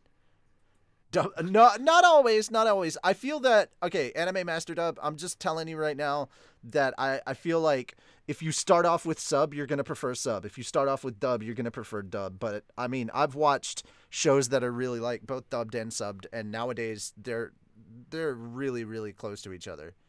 Yeah. So just don't, I'm not going to jump on the dub versus sub thing. I think it's whichever you latch onto first is the one you're going to prefer. And that's okay. It's a matter You can of have preference. it's okay to have preferences. You don't have to fuck it. No wars need to be fought between sub and dub. Can we just agree we both like the anime? Completely unnecessary conflict. Like, Yeah. Oh my god. It's like, we're going to war for this. And I was like, don't nuke the planet over this bullshit. But yeah, guys, this has been fun. Who needs to leave immediately? I'll let you do a proper outro. All right. So, who are you? Where can they find you? Blah blah blah. All that stuff. Go. I'm You have Dark 15 Moon seconds. Of the No, I'm kidding. I'm Dark Moon of the Numbskulls. You can find me at YouTube on the Numbskulls. We make stuff Overlord Abridged, Attack on Titan Abridged. You can also find me on Twitter at darkmoon_ns and at numbskulls_ @_numbskulls_. I need to get used to that. You can also catch us on twitch.tv/numbskullsofficial, and that's about it, really. Nice. Do you have like a Patreon or any of the fancy stuff that you want to plug real quick? We do, but I don't feel comfortable plugging that. I gave you especially permission to with- plug it. I gave you permission to plug it. Feel finally. comfortable, fucker. Oh boy, yes. there half is of the indeed a Patreon. half of the point of us like bringing other people on is so that they can promote their own stuff. Like, we want people who do good work to make money for their hard work. So go. Oh well, that's appreciated. Thank you. You can also find and support us on Patreon at patreon.com/numbskulls. You can see all these updates and silly little videos that we put out just for our patrons to see. You can also get live streams of editing and whatnot. And you can also get deleted scenes and such, and scrapped ideas. Yeah, that's about it. All right, cool. Cody Bowen, I'm guessing that you meant beginning, not begging. At the begging of Log Horizon, beginning of Log Horizon. If you're talking about the song, I was literally listening to Panic at the Disco, and that was the song I was listening to. And I was like, I can chop this up and make this into an intro, because this one line about heroes always get remembered, but legends never die just seemed like it would be great. And yeah, so that's how it happened. Uppity Dave is in the house. Oh my god. Jesus. All right. My opinion of Bowsette, she's cute. Yeah. It's nice to know that even in the Mario world, they can also have a Miss Kobayashi's Dragon Maid moment. Next, Earl. Who you and what do? So again, if any of you are listening to this or watching this, whatever, I'm very new, so I don't really have much. It's just okay. For Twitter, it's at dgray another one. YouTube, it's if you just do my name is Earl or Super Fiends, it'll pop right up usually if you just do Teeb or whatever. I lower your expectations because I'm currently in the process of dealing with a bunch of other stuff, so I have no idea when other content will come out. But I mean, I'm a part of a few other things here and there, so I will be sure to announce when I am in other stuff. But other than that, yeah, I'm very. I have no idea what I'm doing here. Earl, if it okay, first and foremost, the reason you're here is because you're Schrader. You're actually involved in Log Horizon Abridged, so there's a tie-in. First and foremost. Secondly, and that is a thing you can plug. If you are actively involved with Log Horizon Abridged, then yes, plug that as well. However, then there you go. Log Horizon Abridged. I plugged you in there. And secondly, if you're worried about expectations, sir, we didn't even make the top 30, so our audience expectations are already lowered. So, and shit, the tales I have to tell you about the time between. Oh my God, yes, that's the best image there, Hunter. I love that. The tales I have to tell you after this about how long it took us to go from frickin' just episode 2 to episode 3 to episode 4, like the delay between episodes was ridiculous. You would not think that we got episode 1 out in just under a month. But yeah, don't worry too much. All right, Cody, plug away. Oh yeah, I'm here. Man, I don't even know what to plug. Yeah, I'm I'm so bad at this. I'm sorry. Cody Rock, Legend by Design. Okay, who are you? What do? And Twitter, all that stuff. What do you do in Log Horizon? All that shit. Go. Okay. All right. Well, I play Sojiro in Log Horizon Abridged. I play Black Lightning. We're not going to say the actual name. Black Lightning. He plays Black Lightning in episode 5. Yep. And I am Pirate Dave official, I guess. And Sawamura.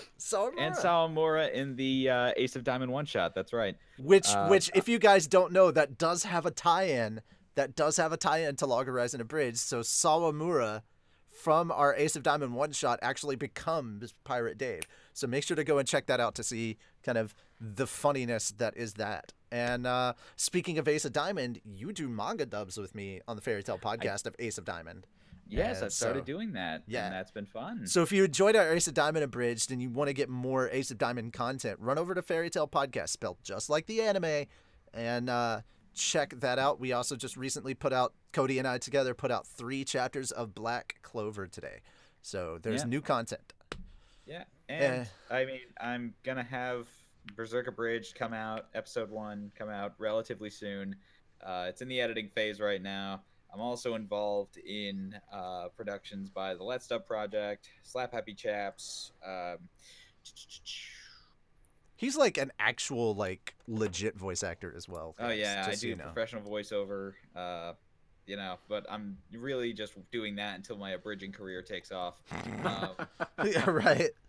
I mean, to be fair, that's such a bad joke. to be completely fair. To be completely fair, I started in the professional voiceover world, and I did a lot of commercials and stuff, but I wasn't getting any character work, so I jumped into the abridged community to get character work. I legit do abridging voiceover work to try and actually have a fucking character demo that isn't full of lies. That's legit. That isn't full of lies. And so far, I have 2 major characters that people love that I cannot add to my demo because it's Mark Hamill's Joker, it's Hal 9000. Motherfucker. Copyrighted. To Menu-sama, who in the live stream do you consider a Dave? Writer Dave. I am the Dave. I am the Dave amongst all Daves. I am the Dave most holy. Thank you very much. No. He's correct about that. I am the Dave. I-U-S Requiem. Okay. All right. You'll find Berserk and everything I've done on my channel, Legend by Design. Yep. And yeah, that'll be it. I appreciate you, Richie, having me on. Hunter, Earl, you've been great fun to listen to. And... I've got to do mine now too. Crap. Okay, so hi guys, I'm Richie Roberts, aka Like Sonic's Gaming. The reason why it's called let's go. Fuck you. The reason it's called Like Sonic's Gaming. Look, just because I have to run 5 fucking channels doesn't mean I'm gonna plug them all. The reason I'm called Like Zoinks Gaming is because I have a channel where I play scary video games in character as Shaggy from Scooby-Doo, but I also play other games. It's just me on there as well. That being covered, if you want to help me out on any of the projects that I'm doing, I run a podcast that's been going on for about 7 years called the Fairy Tale Podcast. We started out just talking about fairy tale. Now we talk about any geeky thing we fucking wanna. I do reactions and we do manga dubs of a bunch of different manga, which reminds me, I've got to hook up with some people very, very soon who would like to do a One Punch Man manga dub with me. I'm 2 chapters behind, so I got 2 chapters of One Punch Man that we're going to dub very soon. So if you like the One Punch Man manga, make sure to come over to our channel. If you like a lot of the Shonen Jump stuff, make sure to come over to that channel. There's a Patreon for that, but you can check the link in the description for those videos there. I'm not going to plug it for that. On this channel, I am going to plug the Fat Dog Patreon though, because that is why that's why I'm specifically streaming onto this channel, because hey, Log Horizon Abridged. What do I do for Log Horizon Abridged? Oh, so many things. I'm the assistant director, the writer. Hello, all you Daves out there. That's right. I'm the voice of Menu. Kneel before me, bitches. And I have voiced oh god, that's right. I'm Roderick. Oh my god, that's right. That's right. Roderick. Spider-Man. You know, I'm that guy. It's my shittiest impersonation of J.K. Simmons is J. Jonah Jameson, which was brilliant, by the way. And in episode 2, I apparently made myself wet myself because I said to my own character in that, side character Dave should learn not to question my judgments. I am deeply sorry, Lord Menu. Please don't hurt me. So yeah, I played Minion number 2 or some shit like that. Anyway, that's the stuff I do for Fat Dog. I like writing for Log Horizon Abridged. I hope you guys are looking forward to it. If you want an update, here's your update. We are on the... Oh, dear Lord, what happened? No? Okay, okay, can you guys hear me? Can you guys hear me? I couldn't see the ring. I wasn't 100% sure. If you want an update, here's your update. We're in the second stage of the editing for Log Horizon Abridged, which means we've moved on to visual effects. All the stuff is the lip flaps. Everything has been timed out. We might have some last minute pickups, but essentially everything is good. Everything is golden. We've publicly announced this. We're happy to re-announce it. Guys, I hope you're looking forward to episode 5 because we now have the fourth member. We now have a 4th member of the Team 4-Star crew joining us as a character who will be recurring and not just a one-off character. But we are happy to announce that Kaiser Neko is joining us in episode 5 as King Corwin, who is the king of the Eastal Federation. That is basically the area that Akihabara exists in this game, and he is the king of all the king of the Wicker people. No, he's the king of the people of the land. So you will get to hear his beautiful kingly voice, and of course we also will be getting for those of you who are fans of Latin Fire VA, she will be coming back, and she is voicing Princess Lanessia, so make sure to come back for that. So I hope you guys are looking... She is a nice girl. And I hope you guys are looking forward to episode 5 just for those reasons alone. But yes, that is it. And make sure to go to our Patreon, which is patreon.com/FatDogStudios, I believe. You know what? This isn't a Fat Dog specific stream. It's just a general writer stream. So I'm not going to plug our Maximum Overdogs at the moment. I'm sorry, Tony, but I'm just not going to. That having been said, guys, thank you so much. We hope that you enjoyed this. I will be doing these monthly. It won't be the same people every time. I think next month we're trying to get, this is just my wish list. This doesn't mean we're necessarily getting them, but the people that I'm looking forward to trying to get on a Writers Roundtable next will be Disaster, Latin Fire VA, the Das Tales, and oh god, I'm trying to think who else. I can't get Walker because he's only available on he's not available on the weekends, unfortunately. And dude, yeah, there'll be a 4th that I'll consider, but that's who I want to have on next, and then we'll have one in December. Like I said, I'm trying to do these monthly and just make these a thing where you guys you know, can get some behind the scenes as to the process of writing, because a lot of people really do talk about the process of editing, and editing is very, very important. Don't let me knock editing.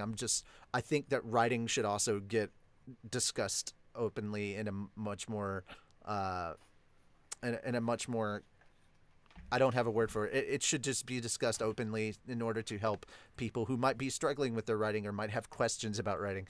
But guys, thank you so much, and I hope you enjoyed this Writers Roundtable. We will see you later. Bye, guys!